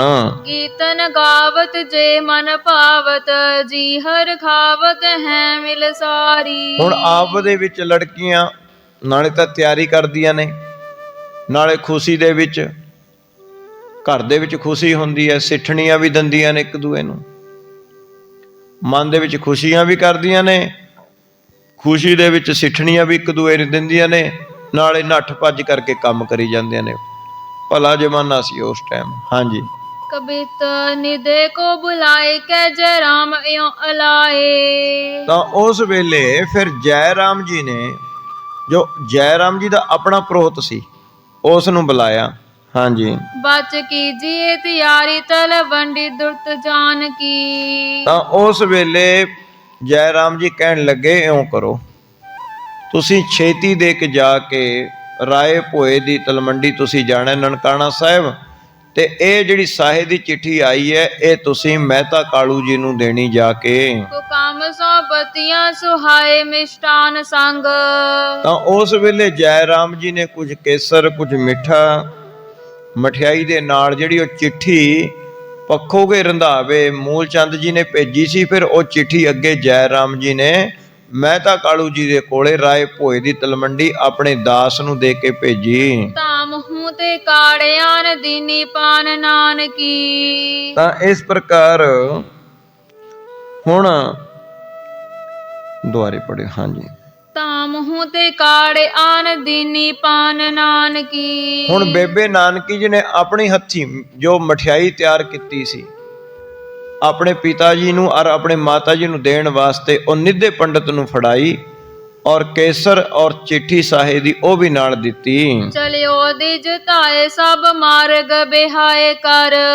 ਹੁਣ ਛੇਤੀ ਛੇਤੀ ਜੋ ਪੰਡਤ ਜੀ ਸਨ ਚਿੱਠੀ ਲੈ ਕੇ ਗਏ, ਉਹ ਮਾਰਗ ਨੂੰ ਤੈਅ ਕਰਦੇ ਹੋਏ ਯਾਨੀ ਕਿ ਰਾਏ ਭੋਏ ਕੀ ਤਲਵੰਡੀ ਵੱਲ ਤੁਰ ਪਏ। ਕਾਲੂ ਕਰ ਜਾਏ ਸੁਧ ਦਈ ਹਰ ਖਾਨ ਕੀ। ਤਾਂ ਜਾ ਕੇ ਉਹਨਾਂ ਨੇ ਫਿਰ ਮਹਿਤਾ ਕਾਲੂ ਜੀ ਦੇ ਘਰੇ ਜਾ ਕੇ ਖੁਸ਼ਖਬਰੀ ਦਿੱਤੀ, ਔਰ ਮਹਿਤਾ ਕਾਲੂ ਜੀ ਨੂੰ ਕਹਿਣ ਲੱਗੇ, ਜੀ ਪੱਖੋਗੇ ਰੰਧਾਵੇ ਮੂਲ ਚੰਦ ਖੱਤਰੀ ਜੀ ਵੱਲੋਂ ਸਾਹੇ ਦੀ ਚਿੱਠੀ ਆਈ ਹੈ। ਗੁਰੂ ਨਾਨਕ ਜੀ ਦਾ ਵਿਆਹ ਰੱਖ ਦਿੱਤਾ ਹੈ ਹਾੜ ਮਹੀਨੇ ਦੀ 7 ਨੂੰ। ਇਸ ਤਰ੍ਹਾਂ ਜਦੋਂ ਜਾ ਕੇ ਪੰਡਤ ਜੀ ਨੇ ਸੁਨੇਹਾ ਦਿੱਤਾ, ਮਾਤ ਹਰ ਖਾਏ ਔਰ ਆਨੰਦ ਨਾ ਮਾਏ। ਹੁਣ ਮਾਤਾ ਤ੍ਰਿਪਤਾ ਜੀ ਦੇ ਮਨ ਵਿੱਚ ਬੜੀ ਖੁਸ਼ੀ ਹੋਈ। ਖੁਸ਼ੀ ਦਾ ਟਿਕਾਣਾ ਨਾ ਰਿਹਾ ਮਾਤਾ ਤ੍ਰਿਪਤਾ ਜੀ ਦਾ। ਸ਼ੁਭ ਸਗੁਨ ਮਨਾਏ ਪਨ ਕੌਣ ਮੇਰੇ ਮਾਨ ਕੀ। ਉਸ ਵੇਲੇ ਜਿਹੋ ਜਿਹੇ ਸਗਨ ਹੁੰਦੇ ਮਾਤਾ ਤ੍ਰਿਪਤਾ ਜੀ ਨੇ ਫਿਰ ਉਹ ਜਿਹੇ ਸਗਨ ਕੀਤੇ। ਦੋਹਰਾ ਹਰਖ ਕਰਤ ਉਰ ਮਹਿ ਸਰਸ ਕਾਲੂ ਬਹੁ ਸੁਖ ਪਾਏ। ਮਹਿਤਾ ਕਾਲੂ ਜੀ ਨੇ ਜਦੋਂ ਸੁਣਿਆ ਕਿ ਨਾਨਕ ਜੀ ਦੀ ਸਾਦੀ ਦਾ ਦਿਨ ਰੱਖਿਆ ਗਿਆ, ਪਰਮੇਸ਼ਰ ਦਾ ਸ਼ੁਕਰਾਨਾ ਕਰਦੇ ਨੇ, ਹੱਥ ਜੋੜ ਕੇ ਪਰਮੇਸ਼ਰ ਨੂੰ ਬਾਰ-ਬਾਰ ਨਮਸਕਾਰਾਂ ਕਰਦੇ ਨੇ। ਹੇ ਪਰਮੇਸ਼ਰ, ਤੁਹਾਡੀ ਦਇਆ ਦਾ ਸਦਕਾ ਸਾਨੂੰ ਅੱਜ ਖੁਸ਼ੀਆਂ ਦਾ ਦਿਨ ਦੇਖਣਾ ਪਵੇਗਾ। ਸਾਡੇ ਘਰ ਖੁਸ਼ੀਆਂ ਦਾ ਦਿਨ ਆਇਆ ਹੈ, ਆਪ ਦੀ ਬੜੀ ਕਿਰਪਾ ਹੋਈ, ਮਿਹਰ ਹੋਈ। ਔਰ ਇਸ ਪ੍ਰਕਾਰ ਮਹਿਤਾ ਕਾਲੂ ਜੀ ਨੇ ਆਪਣੇ ਮਨ ਵਿੱਚ ਬੜਾ ਸੁਖ ਔਰ ਆਨੰਦ ਮਹਿਸੂਸ ਕਰਦੇ ਹਨ। ਤੋਰਨ ਤਿਆਰੀ ਕੋ ਕਰਤ ਖਰਚ ਤਨ ਕਰ ਚਾਏ। ਹੁਣ ਮਹਿਤਾ ਕਾਲੂ ਜੀ ਨੇ ਆਪਣੇ ਸਾਕ ਸੰਬੰਧੀਆਂ ਨੂੰ ਸੁਨੇਹੇ ਲਾਤੇ। ਘਰ ਵਿੱਚ ਕਹਿਣ ਲੱਗਿਆ ਛੇਤੀ ਤਿਆਰੀ ਕਰੋ, ਦਿਨ ਤਾਂ ਬਹੁਤ ਥੋੜੇ ਨੇ, ਛੇਤੀ ਤਿਆਰੀ ਕਰੀਏ। ਔਰ ਵਿਆਹ ਵਾਸਤੇ ਧਨ ਜਿਹੜਾ ਪਿਆ ਸੀ ਮਹਿਤਾ ਕਾਲੂ ਜੀ ਕੋਲੇ, ਉਹਨੂੰ ਇਕੱਠਾ ਲੱਗ ਪਿਆ ਕਰਨ। ਕੁਛ ਧਨ ਦੇ ਗਹਿਣੇ ਗੱਟੇ ਲੱਗ ਪਿਆ ਬਣਾਉਣ, ਔਰ ਕੁਛ ਦੇ ਕੱਪੜੇ ਲੀੜੇ ਲੱਗ ਪਿਆ ਖਰੀਦਣ, ਕੁਛ ਦਾ ਹੋਰ ਵਿਆਹ ਵਿੱਚ ਜੋ ਲੋੜੀਂਦਾ ਸਮਾਨ ਹੈ ਉਹਦੀ ਤਿਆਰੀ ਲੱਗ ਪਏ ਕਰਨ। ਇਸ ਤਰ੍ਹਾਂ ਮਹਿਤਾ ਕਾਲੂ ਜੀ ਬਹੁਤ ਧਨ ਲੱਗੇ ਹਨ ਖਰਚਣ। ਸੋਰਠਾ ਸ੍ਰੀ ਨਾਨਕ ਕੀ ਮਾਤ ਕਰੀ ਰੀਤ ਜੇ ਵਿਆਹ ਕੀ। ਹੁਣ ਮਾਤਾ ਤ੍ਰਿਪਤਾ ਜੀ ਨੇ ਵੀ ਜਿਵੇਂ ਘਰ ਦੇ ਵਿੱਚ ਮਾਈ ਲੋਕ ਵਿਆਹ ਦੀਆਂ ਤਿਆਰੀਆਂ ਕਰਦੇ ਨੇ, ਸਾਰੀ ਤਿਆਰੀ ਦੇ ਵਿੱਚ ਲੱਗ ਗਈ। ਮੰਗਲ ਸਦਨ ਸੁਹਾਤ ਤੋਰਨ ਦਰ ਪਰ ਰਾਜ ਹੀ। ਹੁਣ ਜਿਵੇਂ ਖੁਸ਼ੀਆਂ ਦੇ ਦਿਨ ਦੇ ਵਿੱਚ ਇਹ ਰਿਵਾਜ ਸੀ ਉਸ ਵੇਲੇ ਕਿ ਘਰ ਦੇ ਜਿਵੇਂ ਦਰਵਾਜ਼ੇ ਦੇ ਉੱਪਰ ਕੋਈ ਖੁਸ਼ੀ ਦੀ ਉਹਦੇ ਵਿੱਚ ਕੋਈ ਕੰਗਣ ਜਾਂ ਇਸ ਤਰ੍ਹਾਂ ਬੰਨ੍ਹਦੇ ਨੇ ਕੋਈ ਵਿਆਹ ਵੇਲੇ, ਤੇ ਖੁਸ਼ੀ ਦੇ ਵਿੱਚ ਉਹ ਸਾਰੇ ਸਗਨ ਮਾਤਾ ਤ੍ਰਿਪਤਾ ਜੀ ਨੇ ਕਰੇ। ਉਸ ਤਰ੍ਹਾਂ ਘਰ ਦੇ ਬੂਹੇ ਅੱਗੇ ਉਹ ਸਾਰੇ ਜਿਹੜੇ ਰਸਮੀ ਚੀਜ਼ਾਂ ਸਨ ਉਹ ਸਾਰੀਆਂ ਬੰਨੀਆਂ। ਕਬਿਤ ਨਗਰ ਕੀ ਨਾਰ ਸਭ ਲੀਨੀ ਹੈ ਹਕਾਰ। ਹੁਣ ਜਿੰਨੀਆਂ ਰਾਏ ਭੋਏ ਤਲਮੰਡੀ ਦੇ ਵਿੱਚ ਸਾਕ ਸੰਬੰਧੀ ਸਨ, ਜਿਨ੍ਹਾਂ ਨਾਲ ਮਹਿਤਾ ਕਾਲੂ ਜੀ ਦਾ ਸਹਿਚਾਰ ਸੀ, ਉਹ ਸਾਰੇ ਪਰਿਵਾਰ ਨੂੰ ਬੁਲਾ ਲਿਆ, ਸੱਦਿਆ ਮਹਿਤਾ ਕਾਲੂ ਜੀ ਨੇ ਆਪਣੇ ਘਰੇ। ਕਿਨੇ ਅੰਗਨ ਸ਼ਿਗਾਰ ਕੋ ਆਨੰਦ ਯੋਰੇ ਆਵਤੀ। ਹੁਣ ਪਰਿਵਾਰ ਵਿੱਚ ਖੁਸ਼ੀ ਦਾ ਟਿਕਾਣਾ ਨਾ ਰਿਹਾ, ਸਾਰਾ ਪਰਿਵਾਰ ਖੁਸ਼ੀ ਮਹਿਤਾ ਕਾਲੂ ਜੀ ਦੇ ਘਰੇ ਇਕੱਠੇ ਹੋਏ। ਉਸ ਵੇਲੇ ਮਾਈਆਂ ਵੀ ਜਿਵੇਂ ਦਾ ਕਿਸੇ ਦਾ ਲਿਬਾਸ ਸੀ, ਸਾਫ ਸੁਥਰੇ ਲਿਬਾਸ ਪਾ ਕੇ, ਯਾਨੀ ਚੰਗੇ ਸਾਫ ਸੁਥਰੇ ਵਸਤਰ ਪਾ ਕੇ, ਗਹਿਣਾ ਗੱਟਾ ਪਾ ਕੇ ਮਹਿਤਾ ਕਾਲੂ ਜੀ ਦੇ ਘਰ ਸਾਰੇ ਪਹੁੰਚੀਆਂ। ਵੇਦਨ ਬਧੂਟੀ ਛਬ ਸਬਨ ਕੀ ਲੂਟੀ ਮਨੋ। ਹੁਣ ਸਾਰਿਆਂ ਨੇ ਭਾਂਤ ਭਾਂਤ ਦਾ ਸ਼ਿੰਗਾਰ ਕੀਤਾ। ਹੁੰਦਾ ਹੀ ਹੈ ਜਦੋਂ ਇੱਕ ਦੂਏ ਦੇ ਕੋਈ ਘਰੇ ਜਾਂਦਾ ਹੈ, ਜਿਹਦੇ ਕੋਲ ਕੋਈ ਗਹਿਣਾ ਗੱਟਾ ਹੁੰਦਾ ਉਹ ਜਿਹਾ ਪਾ ਲੈਂਦਾ ਹੈ, ਜਿਹੇ ਜਿਹੇ ਗਰੀਬ ਜਾਂ ਅਮੀਰ ਜਿਹੋ ਜਿਹਾ ਜਿਹਦੇ ਕੋਲ ਤਨ ਢਕਣ ਨੂੰ ਕੱਪੜਾ ਹੁੰਦਾ, ਆਪਣੇ ਆਪ ਦੇ ਵਿੱਚ ਸ਼ੋਭਾ ਪਾਉਣ ਵਾਸਤੇ, ਆਪਣਾ ਜਸ ਕਰਾਉਣ ਵਾਸਤੇ, ਆਪਣੇ ਵੱਲੋਂ ਜਿੰਨਾ ਕੁ ਜਿਹਦੇ ਵਿੱਚ ਜਿੰਨਾ ਕੁ ਜ਼ੋਰ ਹੁੰਦਾ ਅਗਲਾ ਲਾਉਂਦਾ, ਫਿਰ ਉਸਾ ਕੱਪੜਾ ਖਰੀਦ ਲੈਂਦਾ। ਕੋਈ ਬਹੁਤਾ ਮਹਿੰਗਾ ਖਰੀਦ ਲੈਂਦਾ, ਕੋਈ ਵਿਚਾਰੇ ਕੋਲੇ ਆਮਦਨ ਘੱਟ ਹੁੰਦੀ ਹੈ ਦਰਮਿਆਨਾ ਖਰੀਦ ਲੈਂਦਾ, ਕੋਈ ਗਰੀਬ ਹੁੰਦਾ ਉਹਨੇ ਤਨ ਢਕਣਾ ਹੁੰਦਾ, ਪਰ ਆਪਣੇ ਮਨ ਕਰਕੇ ਤਾਂ ਉਹ ਵੀ ਆਪਣੀ ਟੌਰ ਤਾਂ ਕੱਢਦਾ ਹੀ ਹੈ ਵਿਚਾਰਾ, ਪਰ ਗਰੀਬੀ ਕਰਕੇ ਉਹ ਉਸਾ ਹੀ ਉਨੇ ਜੋਗਾ ਹੁੰਦਾ, ਉਹ ਜਿਹਾ ਕੱਪੜਾ ਲੈ ਲੈਂਦਾ। ਹੁਣ ਆਪੋ ਆਪਣੇ ਬਿੱਤ ਅਨੁਸਾਰ ਭਾਈ ਬਾਲਾ ਜੀ ਕਹਿੰਦਾ ਆਪਣੇ ਵੱਲੋਂ ਸਾਰੇ ਸਾਫ ਸੁਥਰੇ ਕੱਪੜੇ ਪਾ ਕੇ, ਗਹਿਣਾ ਗੱਟਾ ਪਾ ਕੇ, ਭਾਈ ਬਾਲਾ ਜੀ ਕਹਿੰਦਾ ਧੰਨ ਸਾਹਿਬ ਸ੍ਰੀ ਗੁਰੂ ਨਾਨਕ ਮਹਾਰਾਜ ਜੀ ਦੇ ਗ੍ਰਹਿ ਮਹਿਤਾ ਕਾਲੂ ਜੀ ਦੇ ਘਰ ਵਿੱਚ ਪਹੁੰਚੇ। ਬਾਂਧ ਬਾਂਧ ਟੋਲੀ ਮੁਖ ਮੰਦ ਮੰਦ ਗਾਵਤੀ। ਹੁਣ ਖੁਸ਼ੀ ਦੇ ਮੌਕੇ ਮਾਤਾ ਤ੍ਰਿਪਤਾ ਜੀ ਨੂੰ ਵਧਾਈਆਂ ਦਿੰਦੀਆਂ ਨੇ ਮਾਈ ਲੋਕ ਇਕੱਠੀਆਂ ਹੋ ਕੇ, ਮਹਿਤਾ ਕਾਲੂ ਜੀ ਨੂੰ ਵਧਾਈਆਂ ਮਿਲਦੀਆਂ ਨੇ, ਚਾਚਾ ਲਾਲੂ ਜੀ ਨੂੰ ਵਧਾਈਆਂ ਦਿੰਦੇ ਨੇ ਇਸ ਤਰ੍ਹਾਂ ਸਿੱਠਣੀਆਂ ਦੇ ਨਾਲ। ਚੋਨਰੀ ਨਵੀਨ ਲਾਲ ਛੋਟੀ ਸੁਠ ਮਾਲ ਗਰੇ। ਹੁਣ ਭਾਈ ਬਾਲਾ ਜੀ ਕਹਿੰਦੇ ਨੇ ਕਿ ਅੱਡ ਅੱਡ ਰੰਗ ਦੀ, ਯਾਨੀ ਆਮ ਤਾਂ ਸਾਦੇ ਜਿਹੇ ਲਿਬਾਸ ਹੁੰਦੇ, ਖੇਤਾਂ 'ਚ ਕੰਮ ਕਰਨਾ, ਘਰਾਂ ਦੇ ਕੰਮ ਕਰਨੇ ਤੇ ਇਸ ਤਰ੍ਹਾਂ ਕੰਮ ਕਾਜ ਕਰਨੇ, ਪਰ ਜਿਹੜੇ ਆਪਣੇ ਪਿੰਡਾਂ 'ਚ ਰਿਵਾਜ ਨੇ, ਇਹਨਾਂ ਨਾਲੋਂ ਜਿਹੜੇ ਸ਼ਹਿਰੀ ਹੁੰਦੇ ਨੇ ਨਾ, ਇਹ ਖੱਤਰੀ ਪਰਿਵਾਰ ਕਹਿੰਦੇ ਨੇ ਜਿਨ੍ਹਾਂ ਨੂੰ, ਤਾਂ ਇਹਨਾਂ ਦਾ ਰਿਵਾਜ ਆਪਣੇ ਨਾਲੋਂ ਅੱਡ ਹੈ। ਤੇ ਇਸ ਤਰ੍ਹਾਂ ਕਰਕੇ ਉਹਨਾਂ ਦੇ ਹਿਸਾਬ ਦੇ ਨਾਲ ਉਸ ਵੇਲੇ ਉਹਨਾਂ ਨੇ ਜਿਹਦੇ ਕੋਲ ਕੱਪੜੇ, ਕਿਸੇ ਕੋਲ ਪੀਲੀ ਚੁੰਨੀ ਸੀ, ਕਿਸੇ ਕੋਲ ਲਾਲ ਚੁੰਨੀ ਸੀ, ਆਪੋ ਆਪਣੇ ਬਿੱਤ ਅਨੁਸਾਰ ਸਿਰ ਤੇ ਲੈ ਕੇ ਰੰਗ ਬਰੰਗੇ ਕੱਪੜੇ ਲੈ ਕੇ, ਰੰਗ ਬਰੰਗੀਆਂ ਚੁੰਨੀਆਂ ਲੈ ਕੇ ਮਾਤਾ ਤ੍ਰਿਪਤਾ ਜੀ ਦੇ ਘਰੇ ਪਹੁੰਚ ਗਈਆਂ, ਨਗਰ ਦੀਆਂ ਮਾਈਆਂ। ਬੇਂਦੀ ਤਰੇ ਪਾਲ ਪਰੀ ਹੀ ਹੁਲ ਸਾਵਤੀ। ਤਾਂ ਇਸ ਪ੍ਰਕਾਰ ਮਾਨੋ ਕਿ ਸਾਰੇ ਰੰਗ ਬਰੰਗੇ ਕੱਪੜੇ ਪਾ ਕੇ ਬੜੇ ਸੋਹਣੇ ਫੱਬ ਰਹੇ ਸਨ ਔਰ ਖੁਸ਼ੀ ਦੇ ਮੌਕੇ ਤੇ ਸ਼ਾਮਲ ਹੋਣ ਵਾਸਤੇ ਮਹਿਤਾ ਕਾਲੂ ਜੀ ਦੇ ਘਰ ਪਹੁੰਚੇ। ਬਰੀ ਦਰ ਨਾਰੀ ਗੁਰ ਮਾਤ ਸਤਕਾਰੀ ਸਭ। ਤਾਂ ਇਸ ਕਰਕੇ ਕਿਸੇ ਨੇ ਮੱਥੇ ਤੇ ਉੱਪਰ, ਪੁਰਾਣੀ ਬੁੜੀਆਂ ਨੂੰ ਪਤਾ ਹੋਊਗਾ ਵੀ ਉਹ ਜਿਹੜੇ ਸੱਗੀ ਫੁੱਲ ਜੇ ਲਾਉਂਦੇ ਹੁੰਦੇ, ਬੜੇ ਬੜੇ ਜੇ ਹੁੰਦੇ ਕੁਛ, ਤੇ ਉਹ ਮੱਥੇ ਤੇ ਲਾ ਕੇ ਔਰ ਹੱਥਾਂ ਦੇ ਵਿੱਚ ਭਾਰੇ ਭਾਰੇ ਗਹਿਣੇ ਪਾ ਕੇ ਤੇ ਪੈਰਾਂ ਦੇ ਵਿੱਚ ਪਾਉਣੇ, ਤੇ ਉਸ ਵੇਲੇ ਸੂਟ ਸਾਟ ਘੱਟ ਹੁੰਦੇ, ਘੱਗਰੇ ਹੁੰਦੇ ਭਾਰੀ ਭਾਰੀ। ਸੋ ਇਸ ਤਰ੍ਹਾਂ ਕਰਕੇ ਸਾਖੀ ਦੇ ਵਿੱਚ ਵੀ ਲਿਖਿਆ ਵੀ ਸਾਰਿਆਂ ਨੇ ਅੱਡ ਅੱਡ ਰੰਗ ਦੀਆਂ ਚੁੰਨੀਆਂ ਲੈ ਕੇ ਤੇ ਆਪੋ ਆਪਣੇ ਬਿੱਤ ਅਨੁਸਾਰ ਜਿਹੋ ਜਿਹੇ ਕਿਦੇ ਕੋਲੇ ਸਮਤਾ ਸੀ ਉਸੇ ਕੱਪੜੇ ਪਾ ਕੇ, ਗਹਿਣੇ ਗੱਟੇ ਪਾ ਕੇ, ਸਿਰ ਦੇ ਉੱਪਰ ਗਹਿਣੇ ਲਾ ਕੇ ਮਾਈਆਂ ਪਹੁੰਚੀਆਂ ਘਰ ਵਿੱਚ। ਪਈ ਪੀਰ ਭਾਰੀ ਕਰ ਥਾਵ ਹੁਨਾ ਪਾਵਤੀ। ਹਾਂ, ਮਹਿਤਾ ਕਾਲੂ ਜੀ ਦੇ ਘਰ ਬਹੁਤੀ ਭੀੜ ਹੋ ਗਈ, ਸਹਿਚਾਰ ਬਹੁਤ ਸੀ ਮਹਿਤਾ ਕਾਲੂ ਜੀ ਦਾ। ਘਰ ਦੇ ਵਿੱਚ ਪੈਰ ਰੱਖਣ ਜੋਗੀ ਥਾਂ ਨਾ ਰਹੀ। ਬਹੁਤ ਲੋਕ ਖੁਸ਼ੀ ਮਨਾਉਣ ਵਾਸਤੇ ਮਹਿਤਾ ਕਾਲੂ ਜੀ ਦੇ ਘਰ ਪਹੁੰਚੇ। ਦੇਤ ਹੈ ਵਧਾਈ ਲੇਤ 100 ਗੁਣੀ ਚੜਾਏ ਸੀਸ। ਹਾਂ, ਇਸ ਤਰ੍ਹਾਂ ਕਰਕੇ ਵਧਾਈਆਂ ਦਿੰਦੇ ਨੇ, ਮਹਿਤਾ ਕਾਲੂ ਜੀ ਨੂੰ, ਮਾਤਾ ਤ੍ਰਿਪਤਾ ਜੀ ਨੂੰ ਵਧਾਈਆਂ ਦਿੰਦੇ ਨੇ ਔਰ ਬੜਾ ਖੁਸ਼ੀ ਦੇ ਵਿੱਚ, ਚਾਅ ਦੇ ਵਿੱਚ ਮਹਿਤਾ ਕਾਲੂ ਜੀ ਵੀ ਵਧਾਈ ਸਤਿਕਾਰ ਕਰਦੇ ਨੇ। ਉਸ ਵੇਲੇ ਲੋਕਾਂ 'ਚ ਪ੍ਰੇਮ ਬਹੁਤ ਹੁੰਦਾ, ਸਾਰਿਆਂ ਨੂੰ ਪ੍ਰੇਮ ਦੇ ਨਾਲ ਜੱਫੀ ਪਾ ਕੇ ਮਿਲਦੇ, ਸਾਰੇ ਦਿਲੋਂ ਹੀ ਵਧਾਈਆਂ ਦਿੰਦੇ, ਦਿਲੋਂ ਖੁਸ਼ੀ ਦੇ ਵਿੱਚ ਸ਼ਾਮਲ ਹੁੰਦੇ। ਅੱਗੇ ਵਧਾਈ ਲੈਣ ਵਾਲੇ ਵੀ ਆਏ ਗਏ ਤੋਂ ਖੁਸ਼ ਹੁੰਦੇ। ਨਹੀਂ ਹੁਣ ਤਾਂ ਜ਼ਮਾਨਾ ਹੋਰ ਪਿਆ, ਅਗਲਾ ਕਹਿੰਦਾ ਕਿੱਧਰੋਂ ਆ ਗਏ ਇਹ ਇੰਨੇ ਬੰਦੇ, ਚਾਹ ਪਿਲਾਣੀ ਪਊਗੀ, ਪਹਿਲਾਂ ਹੀ ਮੂੰਹ ਵੱਟ ਲੈਂਦੇ ਨੇ।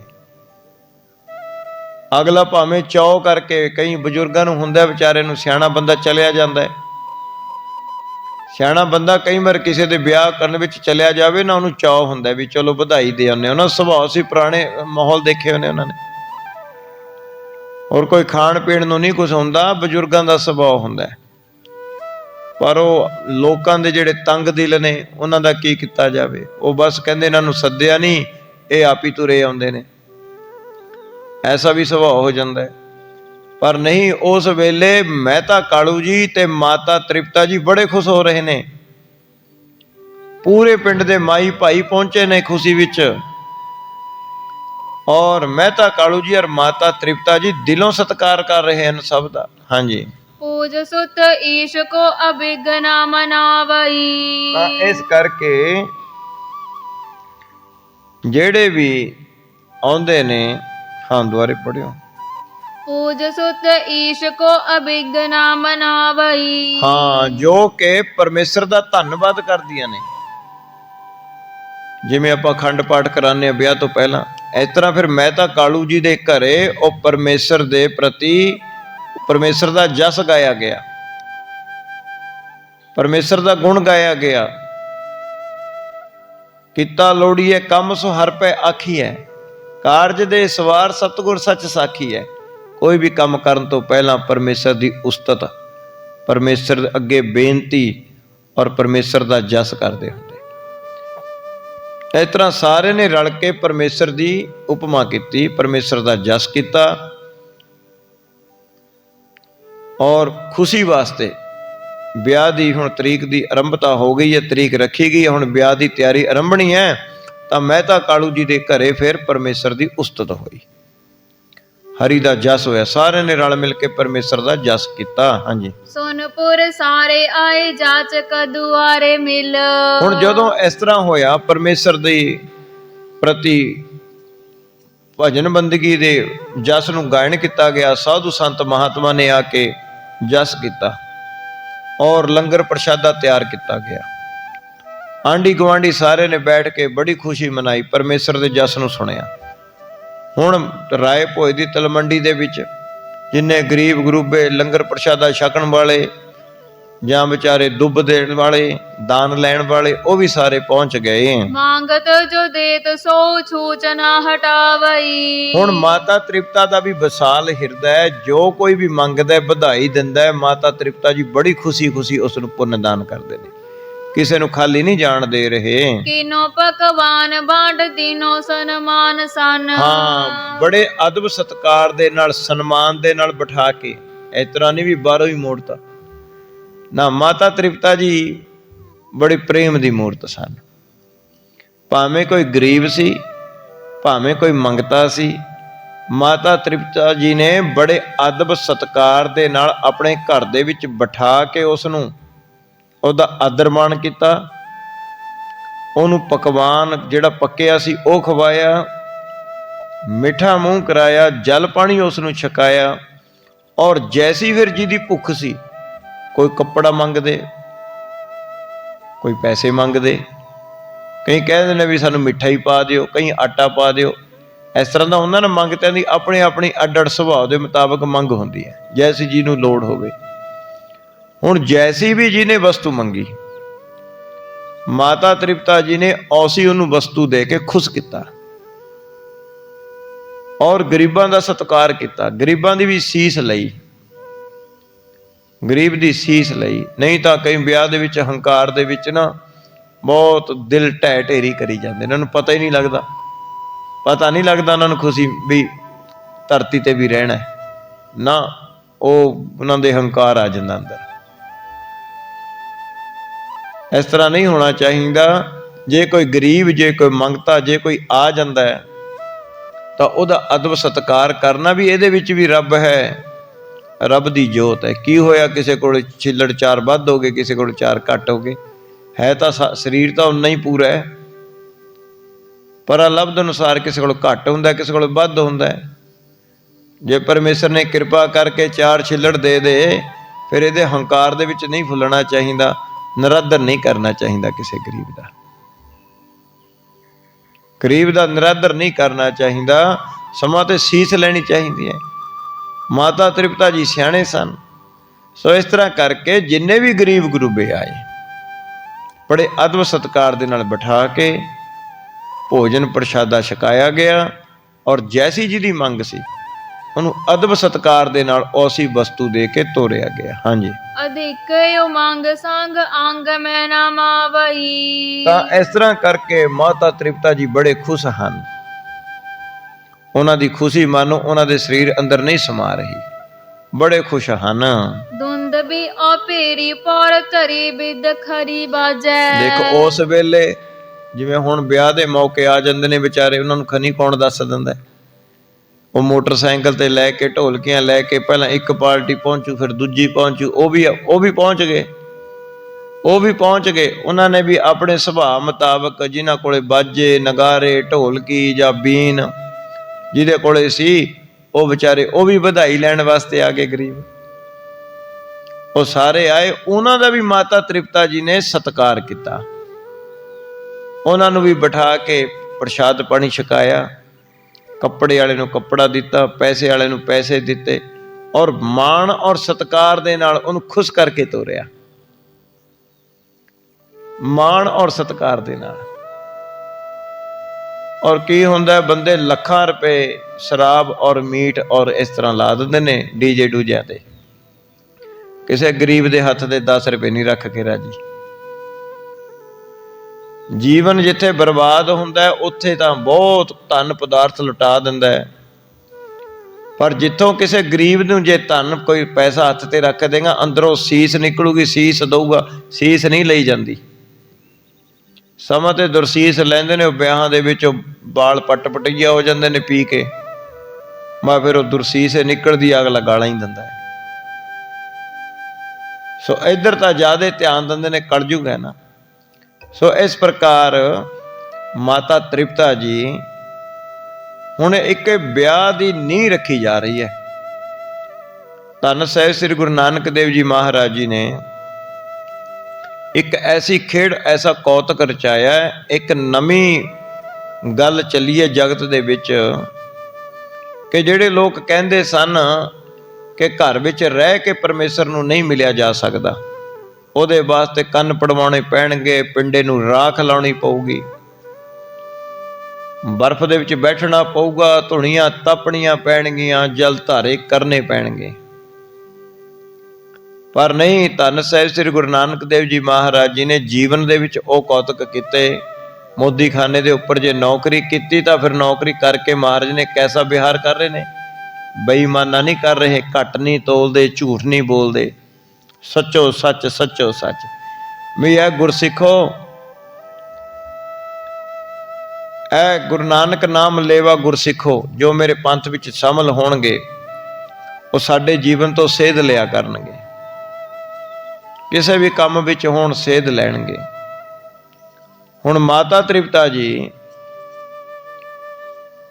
ਇਹ ਬੰਨਣ ਲੱਗੇ ਨੇ ਕਿ ਆਉਣ ਵਾਲੇ ਗੁਰਸਿੱਖਾਂ ਦੇ ਕਾਰਜ ਵੀ ਇਸੇ ਤਰ੍ਹਾਂ ਹੋਇਆ ਕਰਨਗੇ। ਮਹਾਰਾਜ ਜੀ ਹੁਣ ਕੌਤਕ ਖੇਡ ਰਚਾ ਰਹੇ ਨੇ। ਸੋ ਉਸ ਵੇਲੇ ਫਿਰ ਇਸ ਤਰ੍ਹਾਂ ਮਾਤਾ ਤ੍ਰਿਪਤਾ ਜੀ ਨੇ ਗਰੀਬ ਦਾ, ਸਾਰਿਆਂ ਦਾ ਸਤਿਕਾਰ ਕਰਕੇ ਸਾਰਿਆਂ ਨੂੰ ਭੋਜਨ ਪ੍ਰਸ਼ਾਦਾ ਛਕਾਇਆ ਔਰ ਜੋ ਉਹਨਾਂ ਦੇ ਮਨ ਦੀ ਗੱਲ ਸੀ ਉਹ ਪੂਰੀ ਕੀਤੀ। ਨਾਰਨ ਕੀ ਪੀਰ ਪਰੀ ਹੇਰ ਸੁਖ ਪਾਵਈ। ਮਾਤਾ ਤ੍ਰਿਪਤਾ ਜੀ ਦਾ ਸਹਿਚਾਰ ਬਹੁਤ ਸੀ, ਸਾਰੇ ਨਾਲ ਮਿੱਠ ਬੋਲੜਾ ਸੁਭਾਅ, ਸਹਿਚਾਰ, ਸਾਰਾ ਹੀ ਨਗਰ ਸ਼ਾਮਲ ਹੋ ਗਿਆ। ਹੁਣ ਜੇ ਚੰਗਾ ਆਚਰਣ ਕਰੋਗੇ, ਚੰਗਾ ਜੀਵਨ ਹੋਊਗਾ, ਚੰਗਾ ਸਹਿਚਾਰ ਹੋਊਗਾ, ਉਹਦੇ ਸਾਰੇ ਸ਼ਾਮਲ ਹੁੰਦੇ ਨੇ। ਹੁਣ ਜੇ ਆਚਰਣ ਸਹੀ ਨਹੀਂ, ਚੰਗਾ ਜੀਵਨ ਨਹੀਂ, ਉਹਨਾਂ ਦੇ ਆਪਣੇ ਘਰ ਦੇ ਵੀ ਨਹੀਂ, ਟੱਬਰ ਦੇ ਇੱਕ ਦੂਏ ਨੂੰ ਬਾੜਦਾ ਕੋਈ ਵਿਆਹ ਦੇ ਵਿੱਚ, ਕਿਉਂ? ਕੋਈ ਨਿਭਣਾ ਨਹੀਂ ਚਾਹੁੰਦਾ ਹੰਕਾਰ ਕਰਕੇ, ਬੈਰ ਵਿਰੋਧ ਮੁੱਖ ਰੱਖ ਕੇ ਉਹ ਬਸ ਫਿਰ ਉਧਰ ਨੂੰ ਨਹੀਂ ਜਾਂਦੇ। ਪਰ ਨਹੀਂ, ਮਾਤਾ ਤ੍ਰਿਪਤਾ ਜੀ ਦਾ ਸਾਰਿਆਂ ਦੇ ਨਾਲ ਸਹਿਚਾਰ ਸੀ। ਬਹੁਤ ਭੀੜ ਹੋ ਗਈ ਮਾਤਾ ਜੀ ਦੇ ਘਰੇ। ਉਤੇ ਕੁਲ ਰੀਤ ਜੋ ਕਾਲੂ ਸਭ ਕੀਨ ਸੋ। ਉਸ ਵੇਲੇ ਜਿਵੇਂ ਵੀ ਰੀਤਾਂ ਹੁੰਦੀਆਂ ਪਰਿਵਾਰ ਦੀਆਂ, ਉਹ ਸਾਰੀਆਂ ਮਹਿਤਾ ਕਾਲੂ ਜੀ ਨੇ ਉਸੇ ਪ੍ਰਕਾਰ ਕੀਤੀਆਂ। ਆਏ ਬੇਦੀ ਸਭ ਕੋ ਹਿਰਦੈ ਹਰ ਖਾਏ ਕੈ। ਹੁਣ ਬੰਦੇ ਵੀ ਇਕੱਠੇ ਹੋਣ ਲੱਗ ਪਏ, ਮਹਿਤਾ ਕਾਲੂ ਜੀ ਦੇ ਕੋਲੇ ਬੈਠਦੇ ਨੇ, ਬੜੇ ਖੁਸ਼ ਹੋਏ ਸਾਰੇ। ਬੋਲ ਕੇ ਸਦਨ ਨਿਜ ਸਸਰੇ ਸਦਨ ਸੁਧ। ਸਾਰਿਆਂ ਨੇ ਆਪ ਦੇ ਵਿੱਚ ਫਤਿਹ ਬੁਲਾ ਕੇ ਬੜੇ ਖੁਸ਼ ਹੁੰਦੇ ਨੇ, ਵਧਾਈਆਂ ਦਿੰਦੇ ਨੇ ਮਹਿਤਾ ਕਾਲੂ ਜੀ ਨੂੰ। ਭੇਜੀ ਜਸ ਪਦ ਏਕ ਮਾਨਵ ਪਠਾਏ ਕੈ। ਤਾਂ ਫੇਰ ਕਹਿਣ ਲੱਗੇ, ਸਿਆਣੇ ਪੁਰਸ਼ ਕਹਿੰਦੇ, ਮਹਿਤਾ ਜੀ ਤੁਸੀਂ ਆਪਣੇ ਸਹੁਰੇ ਪਰਿਵਾਰ ਨੂੰ ਇਤਲਾਹ ਕਰ ਦਿੱਤੀ, ਭੇਜ ਦਿੱਤਾ। ਹੁਣ ਸਿਆਣੇ ਬੰਦੇ ਸਲਾਹ ਵੀ ਦਿੰਦੇ ਹੁੰਦੇ ਨੇ ਜਦੋਂ ਘਰ ਦੇ ਵਿੱਚ ਇਕੱਠੇ ਹੋਏ। ਮਹਿਤਾ ਕਾਲੂ ਜੀ ਕਹਿੰਦੇ ਨਹੀਂ, ਕਹਿੰਦੇ ਅਜੇ ਭੇਜਣਾ ਹੈ। ਕਹਿੰਦੇ ਫਿਰ ਛੇਤੀ ਭੇਜੋ, ਨਾਨਕੇ ਪਰਿਵਾਰ ਨੇ ਵੀ ਤਿਆਰੀ ਕਰਨੀ ਹੁੰਦੀ ਹੈ। ਸਿਆਣੇ ਬੰਦੇ ਸਹੀ ਸਲਾਹ ਦਿੰਦੇ ਹੁੰਦੇ ਨੇ। ਇਸੇ ਪ੍ਰਕਾਰ ਫਿਰ ਮਹਿਤਾ ਕਾਲੂ ਜੀ ਨੇ ਉਸੇ ਵੇਲੇ ਇੱਕ ਦਾਸ ਨੂੰ ਬੁਲਾਇਆ ਔਰ ਦਾਸ ਨੂੰ ਕਿਹਾ, ਭਾਈ ਤੂੰ ਜਾ ਕੇ ਮੇਰੇ ਸਹੁਰੇ ਪਰਿਵਾਰ ਦੇ ਵਿੱਚ ਖਬਰ ਕਰ, ਨਾਨਕ ਜੀ ਦੇ ਨਾਨਾ ਰਾਮਾ ਜੀ ਨੂੰ, ਮਾਮਾ ਕ੍ਰਿਸ਼ਨਾ ਜੀ ਨੂੰ। ਇਸ ਤਰ੍ਹਾਂ ਕਿਹਾ। ਹਾਂਜੀ। ਸੁਣੀ ਮਨ ਪਾਏ ਤਿਨ ਮੰਗਲ ਕਰਾਏ। ਜਦੋਂ ਇਸ ਤਰ੍ਹਾਂ ਉਹਨਾਂ ਨੇ ਗੱਲ ਆਖੀ ਕਿ ਉੱਥੇ ਸੁਨੇਹਾ ਲੈ ਕੇ ਜਾਓ, ਭਾਈ ਸੁਨੇਹਾ ਲੈ ਕੇ ਗਿਆ, ਕੁਝ ਮਠਿਆਈ ਲੈ ਕੇ ਗਿਆ, ਸਮਾਨ ਲੈ ਕੇ ਗਿਆ, ਤਾਂ ਜਾ ਕੇ ਉੱਥੇ ਖਬਰ ਦਿੱਤੀ। ਤਾਂ ਫਿਰ ਧੰਨ ਸਾਹਿਬ ਸ੍ਰੀ ਗੁਰੂ ਨਾਨਕ ਦੇਵ ਜੀ ਮਹਾਰਾਜ ਦੇ ਨਾਨਕੇ ਪਰਿਵਾਰ ਦੇ ਵਿੱਚ ਵੀ ਖੁਸ਼ੀ ਦੀ ਲਹਿਰ ਦੌੜ ਪਈ। ਬੋਲਿਆ ਕੈ ਸਮਾਜ ਸਭ ਆਏ ਸੁਖ ਪਾਏ ਕੈ। ਹੁਣ ਉਹ ਵੀ ਨਾਨਾ ਜੀ ਵੀ ਜਿਵੇਂ ਨਾਨਕ ਛਕ ਲਾਣ ਜਾਂਦੇ ਹੁੰਦੇ ਨੇ, ਆਪਣਾ ਰਿਸ਼ਤੇਦਾਰ ਸਾਕ ਸੰਬੰਧੀ ਪਰਿਵਾਰ ਨੂੰ ਲੈ ਕੇ, ਧਨ ਪਦਾਰਥ ਲੈ ਕੇ, ਸਾਰਾ ਸਮਾਨ ਇਕੱਠਾ ਕਰਕੇ ਉਹ ਵੀ ਤੁਰ ਪਏ ਨਨਕਾਣਾ ਸਾਹਿਬ ਵੱਲ ਨੂੰ, ਰਾਏ ਭੋਏਗੀ ਤਲਵੰਡੀ ਵੱਲ ਨੂੰ। ਮਿਲ ਕੇ ਵਿਚਾਰ ਕਰ ਚਲੇ ਸੁਲਤਾਨਪੁਰ। ਹਾਂ, ਫੇਰ ਸਾਰੇ ਇਕੱਠੇ ਹੋ ਕੇ ਸੁਲਤਾਨਪੁਰ ਲੋਧੀ ਵੱਲ ਨੂੰ ਜਾਣ ਨੂੰ ਤਿਆਰੀ ਕਰ ਲਈ ਸਭ ਨੇ। ਸੋਚ ਲਈ ਜੇ ਸਰਸਨਾ ਦੀਜੀਏ ਭੁਲਾਏ ਕੈ। ਹੁਣ ਨਾਨਾ ਰਾਮਾਨੰਦ ਜੀ ਕਹਿੰਦਾ, ਕ੍ਰਿਸ਼ਨਾ ਜੀ ਮਾਮਾ ਜੀ ਕਹਿੰਦੇ, ਸੋਚ ਸਮਝ ਕੇ ਸਾਰਾ ਸਮਾਨ ਇਕੱਠਾ ਕਰ ਲਿਓ, ਕੋਈ ਸਮਾਨ ਨਾ ਰਹਿ ਜਾਵੇ। ਇੱਥੋਂ ਫਿਰ ਹੁਣ ਰਾਮਾ ਜੀ ਮਾਰ ਦੇ ਨਾਨਾ ਜੀ, ਮਾਮਾ ਜੀ ਔਰ ਉਹਨਾਂ ਦਾ ਪਰਿਵਾਰ ਸਾਕ ਸੰਬੰਧੀ ਇਸ ਵਾਰ ਰਾਏ ਭੋਏ ਦੀ ਤਲਵੰਡੀ ਨਹੀਂ ਆਏ। ਕਥਾ ਚ ਆਇਆ ਵੀ ਸਿੱਧੇ ਹੀ ਸੁਲਤਾਨਪੁਰ ਲੋਧੀ ਆਏ ਨੇ, ਕਿਉਂ ਜਿਵੇਂ ਵਿਆਹ ਜਿੱਥੇ ਰੱਖਿਆ ਹੁੰਦਾ ਸਾਰੇ ਉੱਥੇ ਹੀ ਪਹੁੰਚਦੇ ਹੁੰਦੇ ਨੇ, ਇਸ ਪ੍ਰਕਾਰ ਉਹ ਸਾਰਾ ਪਰਿਵਾਰ ਉੱਥੇ ਪਹੁੰਚਿਆ। ਹਾਂਜੀ। सोया कालू गोय तब राय के पास करी अरदास तजीम बखानी। ਹੁਣ ਮਹਿਤਾ ਕਾਲੂ ਜੀ ਰਾਏ ਬੁਲਾਰ ਜੀ ਤੋਂ ਆਗਿਆ ਲੈਣ ਵਾਸਤੇ ਰਾਏ ਬੁਲਾਰ ਜੀ ਦੇ ਕੋਲੇ ਪਹੁੰਚੇ। नानक दास तुम्हारे को ब्याहे चलो सुल्तानपुरे मम ठानी। ਤਾਂ ਕਹਿਣ ਲੱਗੇ, ਰਾਏ ਬੁਲਾਰ ਜੀ ਨੂੰ ਲੱਗੇ ਕਹਿਣ, ਮਹਿਤਾ ਕਾਲੂ ਜੀ ਜਾ ਕੇ ਕਹਿਣ ਲੱਗੇ, ਹੇ ਰਾਏ ਬੁਲਾਰ ਜੀ, ਤੁਹਾਡਾ ਜੋ ਸੇਵਕ ਹੈ, ਤੁਹਾਡਾ ਜੋ ਦਾਸ ਹੈ ਨਾਨਕ ਜੀ, ਹੁਣ ਰਾਏ ਬੁਲਾਰ ਰਾਜਾ ਸੀ, ਹੁਣ ਰਾਜੇ ਦਾ ਪਟਵਾਰੀ ਸੀ ਮਹਿਤਾ ਕਾਲੂ ਜੀ, ਇਸ ਕਰਕੇ ਸਤਿਕਾਰ ਕਰਦੇ ਸਨ। ਇੱਕ ਰਾਏ ਬੁਲਾਰ ਜੀ ਦੀ ਉਮਰ ਵਡੇਰੀ ਸੀ, ਭਾਵੇਂ ਕਿ ਪਿੱਛੇ ਵੀ ਰਾਏ ਬੁਲਾਰ ਜੀ ਨੇ ਵਰਜਿਆ ਸੀ ਵੀ ਇਹ ਗੱਲ ਨਾ ਕਿਹਾ ਕਰ ਵੀ ਮੇਰਾ ਦਾਸ, ਮੈਂ ਧੰਨ ਗੁਰੂ ਨਾਨਕ ਦੇਵ ਜੀ ਮਹਾਰਾਜ ਦਾ ਦਾਸ ਹਾਂ, ਮੈਂ ਉਹਨਾਂ ਦਾ ਸੇਵਕ ਹਾਂ, ਐਸੀ ਗੱਲ ਨਾ ਕਰਿਆ ਕਰ। ਇਹ ਗੱਲ ਤੋਂ ਰਾਏ ਬੁਲਾਰ ਜੀ ਗੁੱਸਾ ਵੀ ਹੁੰਦਾ ਸੀ, ਪਰ ਅੱਜ ਫੇਰ ਖੁਸ਼ੀ ਦੇ ਵਿੱਚ ਪਤਾ ਨਹੀਂ ਲੱਗਿਆ ਮਹਿਤਾ ਕਾਲੂ ਜੀ ਨੂੰ, ਦੁਆਰੇ ਫੇਰ ਉਹੀ ਗੱਲ ਦੁਹਰਾ ਦਿੱਤੀ। ਕਹਿਣ ਲੱਗਿਆ, ਇਹ ਰਾਏ ਬੁਲਾਰ ਜੀ, ਤੁਹਾਡੇ ਦਾਸ ਨਾਨਕ ਜੀ ਦੀ ਸ਼ਾਦੀ ਹੈ ਹੜ ਮਹੀਨੇ ਦੀ 7 ਨੂੰ, ਤੇ ਸੁਲਤਾਨਪੁਰ ਦੇ ਵਿੱਚ ਸ਼ਾਦੀ ਹੋਣੀ ਹੈ, ਤੇ ਆਪ ਵੀ ਚਲੋ ਕਿਰਪਾ ਕਰੋ ਸ਼ਾਦੀ ਦੇ ਵਿੱਚ ਸ਼ਾਮਲ ਹੋਵੋ। ਤਾਂ ਰਾਏ ਬੁਲਾਰ ਜੀ ਉਸ ਵੇਲੇ ਕਹਿਣ ਲੱਗੇ ਵੀ ਮੇਰੀ ਉਮਰ ਤਾਂ ਵਡੇਰੀ ਹੈ, ਮੈਂ ਤਾਂ ਨਹੀਂ ਜਾ ਸਕਦਾ। ਹਾਂ, ਜੋ ਤੁਹਾਨੂੰ ਜਿਸ ਵੀ ਸਮਾਨ ਦੀ ਲੋੜ ਹੈ ਉਹ ਲੈ ਜਾਓ, ਮੇਰੇ ਘੋੜੇ, ਹਾਥੀ, ਰੱਥ, ਗੱਡੇ ਔਰ ਜਿੰਨਾ ਤੈਨੂੰ ਧਨ ਪਦਾਰਥ ਚਾਹੀਦਾ। ਕਹਿਣ ਲੱਗੇ, ਮੇਰੇ ਬਹੁਤ ਪਿਆਰੇ ਅਤੀ ਸਤਿਕਾਰਯੋਗ ਜਿਨ੍ਹਾਂ ਨੂੰ ਮੈਂ ਖੁਦਾ ਦਾ ਰੂਪ ਮੰਨਦਾ, ਉਹਨਾਂ ਦੀ ਸ਼ਾਦੀ ਹੈ, ਮੇਰਾ ਧਨ ਪਦਾਰਥ ਜਿੰਨਾ ਵੀ ਉਹਨਾਂ ਦੀ ਸੇਵਾ 'ਚ ਲੱਗ ਜਾਵੇ ਉਹਨਾਂ ਥੋੜਾ। ਤਾਂ ਉਸ ਵੇਲੇ ਫਿਰ ਰਾਏ ਬੁਲਾਰ ਜੀ ਨੇ ਇਸ ਤਰ੍ਹਾਂ ਕਹਿਣ ਲੱਗੇ ਮਹਿਤਾ ਕਾਲੂ ਜੀ ਨੂੰ। ਹਾਂਜੀ, ਜਦੋਂ ਮਹਿਤਾ ਕਾਲੂ ਜੀ ਨੇ ਕਿਹਾ ਜੀ ਤੁਹਾਡੇ ਦਾਸ ਦੀ ਸ਼ਾਦੀ ਹੈ ਤੇ ਤੁਸੀਂ ਵੀ ਚੱਲੋ, ਉਸ ਵੇਲੇ ਰਾਏ ਬੁਲਾਰ ਜੀ ਥੋੜਾ ਜਿਹਾ ਗੁੱਸੇ ਹੋਏ ਮਹਿਤਾ ਕਾਲੂ ਜੀ ਨਾਲ। ਕਾਰਨ ਕੀ ਸੀ ਵੀ ਤੁਸੀਂ ਦਾਸ ਕਿਉਂ ਕਿਹਾ? ਆਓ ਪ੍ਰੇਮ ਦੇ ਨਾਲ ਸਰਵਣ ਕਰੀਏ। आयस लेन को आयो मैं राय जी देहो बुझाए के बात सयानी। ਤਾਂ ਮਹਿਤਾ ਕਾਲੂ ਜੀ ਕਹਿਣ ਲੱਗੇ, ਰਾਏ ਜੀ, ਮੈਂ ਤੁਹਾਡੇ ਤੋਂ ਆਗਿਆ ਲੈਣ ਵਾਸਤੇ ਆਏ ਹਾਂ ਤੇ ਤੁਹਾਨੂੰ ਸੁਨੇਹਾ ਲਾਉਣ ਵਾਸਤੇ ਆਏ ਹਾਂ। ਹਾਂ, ਤੁਸੀਂ ਸਿਆਣੇ ਹੋ, ਤੁਸੀਂ ਮੈਨੂੰ ਕੋਈ ਸੁਝਾਅ ਵੀ ਦਿਓ, ਵਿਆਹ ਦੀ ਤਿਆਰੀ ਕਰਨ ਦਾ ਮੈਨੂੰ ਕੋਈ ਸੁਝਾਅ ਵੀ ਦੇ ਦਿਓ, ਤੁਸੀਂ ਸਿਆਣੇ ਹੋ। ਇਸ ਪ੍ਰਕਾਰ ਮਹਿਤਾ ਕਾਲੂ ਜੀ ਨੇ ਕਿਹਾ।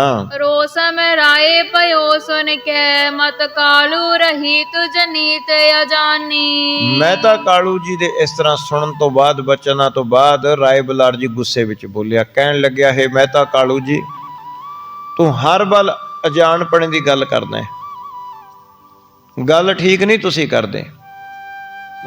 ਮਹਿਤਾ ਕਾਲੂ ਜੀ ਇੱਕਦਮ ਚੁੱਪ ਹੋ ਗਏ ਵੀ ਮੇਰੇ ਤੋਂ ਕੀ ਗਲਤੀ ਹੋ ਗਈ। ਰਾਏ ਬੁਲਾਰ ਜੀ ਕਹਿਣ ਲੱਗਿਆ, ਤੁਸੀਂ ਹਰ ਵਾਰ ਬੇਸਮਝੀ ਦੀ ਗੱਲ ਕਰਦੇ ਹੋ, ਤੁਸੀਂ ਗੱਲ ਠੀਕ ਨਹੀਂ ਕਰਦੇ। ਜਦੋਂ ਇਸ ਤਰ੍ਹਾਂ ਰਾਏ ਬੁਲਾਰ ਜੀ ਨੇ ਕਿਹਾ ਮਹਿਤਾ ਕਾਲੂ ਜੀ ਨੂੰ, सात बसानत भेद लखैन है दुखत मोहे करे बिन जानी। ਹੇ ਮਹਿਤਾ ਕਾਲੂ ਜੀ, ਤੁਸੀਂ ਆਪਣੇ ਪੁੱਤਰ ਨੂੰ ਪਛਾਣ ਨਹੀਂ ਸਕਦੇ, ਤੁਸੀਂ ਮੋਹ ਵਿੱਚ ਬੱਧੇ ਹੋਏ ਆਪਣਾ ਉਹਨਾਂ ਨੂੰ ਪੁੱਤਰੀ ਜਾਣਦੇ ਹੋ, ਨਾਨਕ ਜੀ ਨੂੰ, ਅਸਲ ਭੇਦ ਨੂੰ ਨਹੀਂ ਜਾਣ ਸਕੇ। ਔਰ ਤੁਸੀਂ ਐਸੀ ਅਯੋਗ ਬਾਤ ਕਰਕੇ ਮੇਰਾ ਵੀ ਮਨ ਦੁਖੀ ਕਰਦੇ ਹੋ ਕਿ ਨਾਨਕ ਜੀ ਤੁਹਾਡਾ ਦਾਸ ਹੈ, ਇਹ ਗੱਲ ਕਰਕੇ ਤੂੰ ਮੇਰੇ ਹਿਰਦੇ ਨੂੰ ਬੜਾ ਦੁਖੀ ਕਰਦਾ ਹੈ। ਇਸ ਤਰ੍ਹਾਂ ਰਾਏ ਬੁਲਾਰ ਜੀ ਜੈ ਰਾਮ ਜੀ ਨੂੰ ਕਹਿੰਦੇ ਹਨ। दास लखैत है को मन में तेहु लोकन को पत जोगत दानी। ਹਾਂ, ਕਹਿਣ ਲੱਗੇ, ਮੇਰੇ ਉਹ ਕਿਵੇਂ ਦਾਸ ਹੋ ਸਕਦੇ ਹਨ? 3 ਲੋਕ 14 ਭਵਨ ਜਿਨ੍ਹਾਂ ਦੇ ਸਾਰੀ ਦੁਨੀਆ ਦਾਸ ਹੈ। ਜਿਸ ਗੁਰੂ ਨਾਨਕ ਜੀ ਦੇ ਪੀਰ ਪਕੰਬਰ ਸੇਖ ਮਸਾਇਕ ਔਲੀਏ ਸਾਰੇ ਦਾਸ ਹਨ, ਸਾਰੇ ਦੇਵੀ ਦੇਵਤੇ ਸਾਰੇ ਉਹਨਾਂ ਦਾ ਜਸ ਉਚਾਰਨ ਕਰਦੇ ਹਨ। ਇਸ ਤਰ੍ਹਾਂ ਰਾਏ ਬੁਲਾਰ ਜੀ ਨੇ ਉਪਮਾ ਕੀਤੀ। ਜਿਨ੍ਹਾਂ ਦਾ ਪਰੀਆਂ ਪਰਿਵਾਰ ਸਾਰੇ ਪਰਿਵਾਰ ਸਹਿਤ ਮੰਗਲ ਗਾਉਂਦੀਆਂ ਹਨ, 3 ਲੋਕ ਜਿਨ੍ਹਾਂ ਦਾ ਜਸ ਗਾਉਂਦਾ ਹੋਵੇ 10। ਹੇ ਮਹਿਤਾ ਜੀ, ਮੈਂ ਤਾਂ ਉਹਨਾਂ ਦਾ ਇੱਕ ਨਿਮਾਣਾ ਜਾਂ ਸੇਵਕ ਹਾਂ। ਬੜੀ ਉਹਨਾਂ ਨੇ ਮੇਰੇ ਤੇ ਦਇਆ ਕੀਤੀ ਹੈ, ਆਪਣੀ ਮਿਹਰ ਬਣਾ ਕੇ ਰੱਖਦੇ ਨੇ, ਮੇਰੇ ਹਿਰਦੇ ਵਿੱਚ ਸ਼ਰਧਾ ਵਿਸ਼ਵਾਸ ਜਗਾ ਕੇ ਰੱਖਦੇ ਨੇ। ਇਸ ਤਰ੍ਹਾਂ ਰਾਏ ਬੁਲਾਰ ਜੀ ਲੱਗੇ ਕਹਿਣ, ਹੋ ਤਰੀ ਦਾਮ ਮਰੰਜਸ ਨੇ ਬਚ ਫੇਰ ਕਰੋ ਨਹਿ ਐਸ ਬਖਾਨੀ। ਫੇਰ ਰਾਏ ਬੁਲਾਰ ਜੀ ਨੇ ਕਿਹਾ, ਮਹਿਤਾ ਜੀ ਇਹ ਗੱਲ ਸੁਣ ਕੇ ਮੇਰੇ ਮਨ ਵਿੱਚ ਬੜਾ ਗੁੱਸਾ ਆਉਂਦਾ, ਮੈਨੂੰ ਬੜਾ ਦੁੱਖ ਲੱਗਦਾ ਹੈ। ਇਸ ਕਰਕੇ ਅੱਜ ਤੋਂ ਬਾਅਦ ਐਸੀ ਗੱਲ ਨਹੀਂ ਕਹਿਣੀ ਕਿ ਨਾਨਕ ਜੀ ਮੇਰਾ ਦਾਸ ਹੈ। ਇਹ ਗੱਲ ਦੀ ਮੈਨੂੰ ਬੜੀ ਤਕਲੀਫ ਹੁੰਦੀ ਹੈ, ਮੈਂ ਤਾਂ ਆਪ ਨਾਨਕ ਜੀ ਦਾ ਦਾਸ ਹਾਂ। ਇਸ ਤਰ੍ਹਾਂ ਰਾਏ ਬੁਲਾਰ ਜੀ ਲੱਗਿਆ ਕਹਿਣ, ਤੋਹੇ ਰਹਿਓ ਸਮਝਾਏ ਸਭੈ ਬਿਦ ਏਕ ਵੀ ਬਾਤ ਨਹੀਂ ਮਨ ਮਾਨੀ। ਰਾਏ ਬੁਲਾਰ ਜੀ ਕਹਿੰਦਾ, ਮੈਂ ਬਹੁਤ ਵਾਰ ਤੁਹਾਨੂੰ ਇਹ ਗੱਲ ਸਮਝਾ ਚੁੱਕਾ, ਪਰ ਤੁਸੀਂ ਮੇਰੀ ਗੱਲ ਨੂੰ ਮੰਨਦੇ ਨਹੀਂ। ਇਹ ਮਹਿਤਾ ਕਾਲੂ ਜੀ ਤੁਸੀਂ ਆਪਣੀ ਜਿੱਦ ਦੇ ਅੜੇ ਹੁੰਨੇ ਹੋ। ਇਸ ਤਰ੍ਹਾਂ ਕਰਕੇ ਰਾਏ ਬੁਲਾਰ ਜੀ ਕਹਿਣ ਲੱਗਿਆ ਮਹਿਤਾ ਕਾਲੂ ਜੀ ਨੂੰ, ਕਾਲੂ ਬਖਾਨਤ ਰਾਏ ਸੁਨੋ ਤੁਮੈ ਈਸਰ ਕੇ ਸਮਝਾਨਤ ਹੋ। ਹੁਣ ਮਹਿਤਾ ਕਾਲੂ ਜੀ ਸਾਰੀ ਜ਼ਿੰਦਗੀ ਹੋ ਗਈ ਨੌਕਰੀ ਕਰਦਿਆਂ ਨੂੰ, ਭਾਵੇਂ ਕਿ ਰਾਜਾ ਹੈ ਰਾਏ ਬੁਲਾਰ, ਬੜਾ ਸਹਿਚਾਰ ਹੈ ਆਪ ਦੇ ਵਿੱਚ। ਹੁਣ ਰਾਏ ਬੁਲਾਰ ਜੀ ਮਾਲਕ ਸੀ ਮਹਿਤਾ ਕਾਲੂ ਜੀ ਦਾ, ਕਿ ਸਾਰੀ ਜ਼ਿੰਦਗੀ ਪਟਵਾਰੀ ਦੀ ਨੌਕਰੀ ਕੀਤੀ ਹੈ। ਕਿੱਥੇ ਉਹ ਰਾਜਾ ਨੇ, ਉਹ ਪਟਵਾਰੀ ਨੇ। ਮਹਿਤਾ ਕਾਲੂ ਜੀ ਸਤਿਕਾਰ ਦੇ ਨਾਲ ਕਹਿਣ ਲੱਗੇ, ਹੇ ਰਾਏ ਬੁਲਾਰ ਜੀ ਮੇਰੇ ਵਾਸਤੇ ਤਾਂ ਤੁਸੀਂ ਇਹ ਖੁਦਾ ਹੋ। ਇਸ ਤਰ੍ਹਾਂ ਮਹਿਤਾ ਕਾਲੂ ਜੀ ਲੱਗੇ ਕਹਿਣ, ਮੇਰੇ ਵਾਸਤੇ ਤਾਂ ਤੁਸੀਂ ਇਹ ਪਰਮੇਸ਼ਰ ਰੂਪ ਹੋ। ਤੁਸੀਂ ਵਡੇਰੀ ਉਮਰ ਹੈ, ਹਮੇਸ਼ਾ ਸਾਡੇ ਪਰਿਵਾਰ ਦਾ ਤੁਸੀਂ ਖਿਆਲ ਰੱਖਦੇ ਹੋ, ਇਸ ਕਰਕੇ ਮੈਂ ਤਾਂ ਤੁਹਾਨੂੰ ਇਹ ਰੱਬ ਮੰਨਦਾ ਹਾਂ। ਬੈਸ ਵੱਡੀ ਪੁਰ ਕੇ ਪਤਰਾਵਰ ਆਦਰ ਮਾਨ ਪਛਾਨਤ ਹੋ। ਇਸ ਕਰਕੇ ਤੁਹਾਡੀ ਉਮਰ ਵੀ ਵਡੇਰੀ ਹੈ, ਇੱਕ ਤੁਸੀਂ ਰਾਜਾ ਹੋ ਸਾਡੇ, ਇਸ ਕਰਕੇ ਅਸੀਂ ਤੁਹਾਡਾ ਬੜਾ ਆਦਰ ਮਾਣ ਔਰ ਸਤਿਕਾਰ ਕਰਦੇ ਹਾਂ। ਆਦਰ ਔਰਨ ਬਾਤਨ ਕੋ ਸੁਨ ਕਾਲੂ ਮੈਂ ਹੀਨਤ ਮਾਨਤ ਹੂੰ। ਤਾਂ ਕਹਿਣ ਲੱਗਿਆ, ਭਾਵੇਂ ਕਿ ਤੂੰ ਇਹ ਮਹਿਤਾ ਕਾਲੂ ਜੀ ਇਹ ਗੱਲਾਂ ਕਰਕੇ ਮੇਰਾ ਆਦਰ ਕਰਦਾ ਹੈ, ਪਰ ਮੇਰੇ ਮਨ ਨੂੰ ਇਹ ਗੱਲ ਠੀਕ ਨਹੀਂ ਲੱਗਦੀ। ਇਹ ਆਦਰ ਕਰਦਿਆਂ ਕਰਦਿਆਂ ਤੂੰ ਮੇਰਾ ਨਰਾਦਰ ਕਰ ਦਿੰਦਾ। ਤਾਂ ਫੇਰ ਰਾਏ ਬੁਲਾਰ ਜੀ ਬੋਲਿਆ, ਕਹਿਣ ਲੱਗੇ ਤੁਸੀਂ ਤਾਂ ਇਸ ਤਰ੍ਹਾਂ ਗੱਲ ਕਰਦੇ ਹੋ ਕਿ ਜਿਹੜਾ ਮੁਕਟ ਸੀਸ ਉੱਤੇ ਸੋਭਦਾ ਹੁੰਦਾ ਹੈ, ਜੇਕਰ ਮੁਕਟ ਨੂੰ ਪੈਰਾਂ ਦੇ ਵਿੱਚ ਰੱਖ ਦਈਏ ਉਹ ਗੱਲ ਸੋਭਦੀ ਨਹੀਂ ਕੋਈ। ਤੁਸੀਂ ਇਸ ਪ੍ਰਕਾਰ ਕਰਦੇ ਹੋ। ਕਹਿਣ ਲੱਗੇ, ਭਾਵੇਂ ਕਿ ਮੇਰਾ ਸਤਿਕਾਰ ਕਰਦੇ ਹੋ, ਪਰ ਜਿਹੜੀ ਗੱਲ ਤੁਸੀਂ ਕਹਿ ਦਿੰਦੇ ਹੋ ਵੀ ਨਾਨਕ ਜੀ ਤੁਹਾਡਾ ਦਾਸ ਹੈ, ਮੈਂ ਨਾਨਕ ਜੀ ਦਾ ਦਾਸ ਹਾਂ। ਇਸ ਤਰ੍ਹਾਂ ਰਾਏ ਬੁਲਾਰ ਜੀ ਕਹਿਣ ਲੱਗੇ, ਸੀਸ ਕਰੀਟ ਸੁਹਾਵਤ ਹੈ ਪਗ ਪਾਵਤ ਮੁੜ ਮੈਂ ਠਾਨਤ ਹਾਂ। ਹਾਂ, ਮੁਕਟ ਜਿਹੜਾ ਉਹ ਸੀਸ ਤੇ ਸੋਹਣਾ ਲੱਗਦਾ ਹੈ, ਪੈਰਾਂ 'ਚ ਨਹੀਂ ਸੋਹਣਾ ਲੱਗਦਾ। ਦੋਹਰਾ ਅਬ ਕੋ ਕਹਿਬੋ ਬਖਸ਼ਿਐ ਬੋਹਰ ਨ ਕਰੋ ਉਚਾਰ। ਫਿਰ ਮਹਿਤਾ ਕਾਲੂ ਜੀ ਲੱਗੇ ਕਹਿਣ, ਹੈ ਰਾਏ ਬੁਲਾਰ ਜੀ ਇਸ ਵਾਰ ਦੀ ਮੇਰੀ ਗਲਤੀ ਨੂੰ ਬਖਸ਼ ਦਿਓ, ਅੱਗੋਂ ਮੈਂ ਫਿਰ ਐਸੀ ਅਯੋਗ ਗੱਲ ਨਹੀਂ ਕਰਾਂਗਾ ਕੋਈ ਜਿਹਦੇ ਨਾਲ ਤੁਹਾਡੇ ਮਨ ਵਿੱਚ ਦੁੱਖ ਹੁੰਦਾ ਹੈ। ਕਿਸਰ ਜਾਤ ਮਮ ਹਿਰਦੇ ਤੇ ਰਾਖੋ ਅਬੈ ਸੰਭਾਰ। ਹਾਂ, ਮਹਿਤਾ ਕਾਲੂ ਜੀ ਲੱਗੇ ਕਹਿਣ, ਪਹਿਲਾਂ ਮੈਂ ਭੁੱਲ ਗਿਆ ਸੀ, ਪਰ ਹੁਣ ਮੈਂ ਇਸ ਗੱਲ ਨੂੰ ਪੱਕੀ ਆਪਣੇ ਮਨ ਵਿੱਚ ਬਿਠਾ ਲਵਾਂਗਾ। ਹੇ ਰਾਏ ਬੁਲਾਰ ਜੀ ਤੁਸੀਂ ਗੁੱਸਾ ਨਾ ਕਰੋ, ਅੱਗੋਂ ਮੈਂ ਇਸ ਗੱਲ ਦਾ ਧਿਆਨ ਰੱਖਾਂਗਾ। ਸੋਰ ਠਾਹੋ ਬਖਸ਼ਨ ਕੋ ਕਾਨ ਬਖਸ਼ਨ ਉਚਿਤ ਸੋ ਬਖਸ਼ਾਈ। ਫਿਰ ਰਾਏ ਮਹਿਤਾ ਕਾਲੂ ਜੀ ਲੱਗੇ ਕਹਿਣ ਕਿ ਅੱਗੋਂ ਮੈਂ ਗੱਲ ਦਾ ਧਿਆਨ ਰੱਖਾਂਗਾ, ਮੇਰੀ ਗਲਤੀ ਨੂੰ ਬਖਸ਼ ਦਿਓ, ਮੇਰੀ ਗਲਤੀ ਨੂੰ ਬਖਸ਼ ਦਿਓ। ਤਾਂ ਫਿਰ ਰਾਏ ਬੁਲਾਰ ਜੀ ਫੇਰ ਬੋਲੇ। ਰਾਏ ਬੁਲਾਰ ਜੀ ਲੱਗਿਆ ਕਹਿਣ, ਹੇ ਮਹਿਤਾ ਜੀ ਮੈਂ ਕੌਣ ਆ ਬਖਸ਼ਣ ਵਾਲਾ?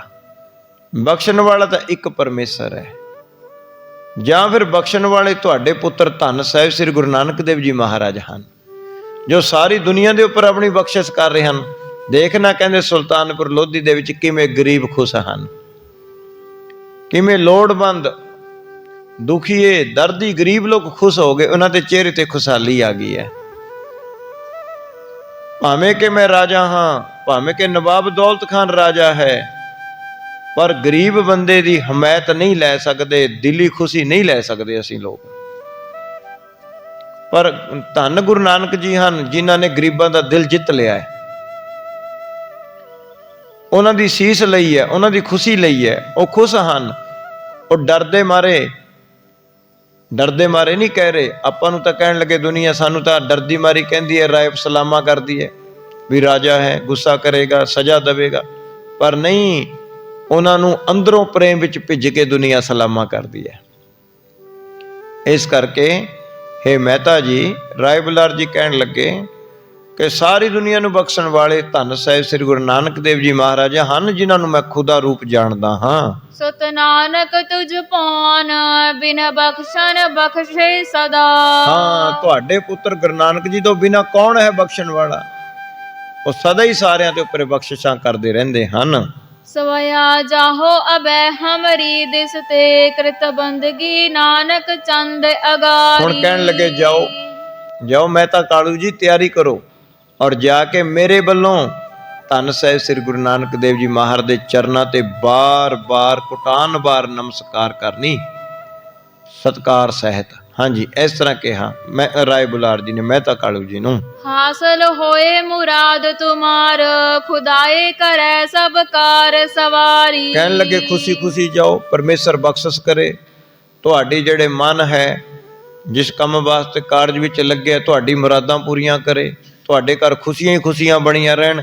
ਇਸ ਤਰ੍ਹਾਂ ਰਾਏ ਬੁਲਾਰ ਜੀ ਨੇ ਸੀਸ ਦਿੱਤੀ। ਸੋਮਤਾ ਖੋਏ ਉਦਾਰਤਾ ਧਾਰ, ਕਰੋ ਉਪਵਿਆਸ ਕੀਰਤਕਾਰੀ। ਹਾਂ, ਮਹਿਤਾ ਕਾਲੂ ਜੀ ਨੂੰ ਲੱਗਿਆ ਰਾਏ ਬੁਲਾਰ ਜੀ ਕਹਿਣ, ਹੁਣ ਕੰਜੂਸਪਣਾ ਛੱਡ ਦਿਓ, ਦਿਲ ਖੋਲ ਕੇ ਦਾਨ ਪੁੰਨ ਕਰਨਾ। ਤੁਹਾਡਾ ਹਰ ਵੇਲੇ ਧਨ ਧਨ ਪਦਾਰਥ ਪਦਾਰਥ ਹੀ ਕਹਿੰਦੇ ਚਿੱਤ ਪੁਕਾਰਦਾ ਰਹਿੰਦਾ ਹੈ। ਇੱਕੋ ਇੱਕ ਬੱਚਾ ਹੈ, ਕਿਸੇ ਗਰੀਬ ਨੂੰ ਨਿਰਾਸ਼ ਕਰਕੇ ਨਾ ਤੋਰਿਓ ਘਰ ਤੋਂ, ਖੁੱਲਾ ਦਾਨ ਪੁੰਨ ਕਰੋ।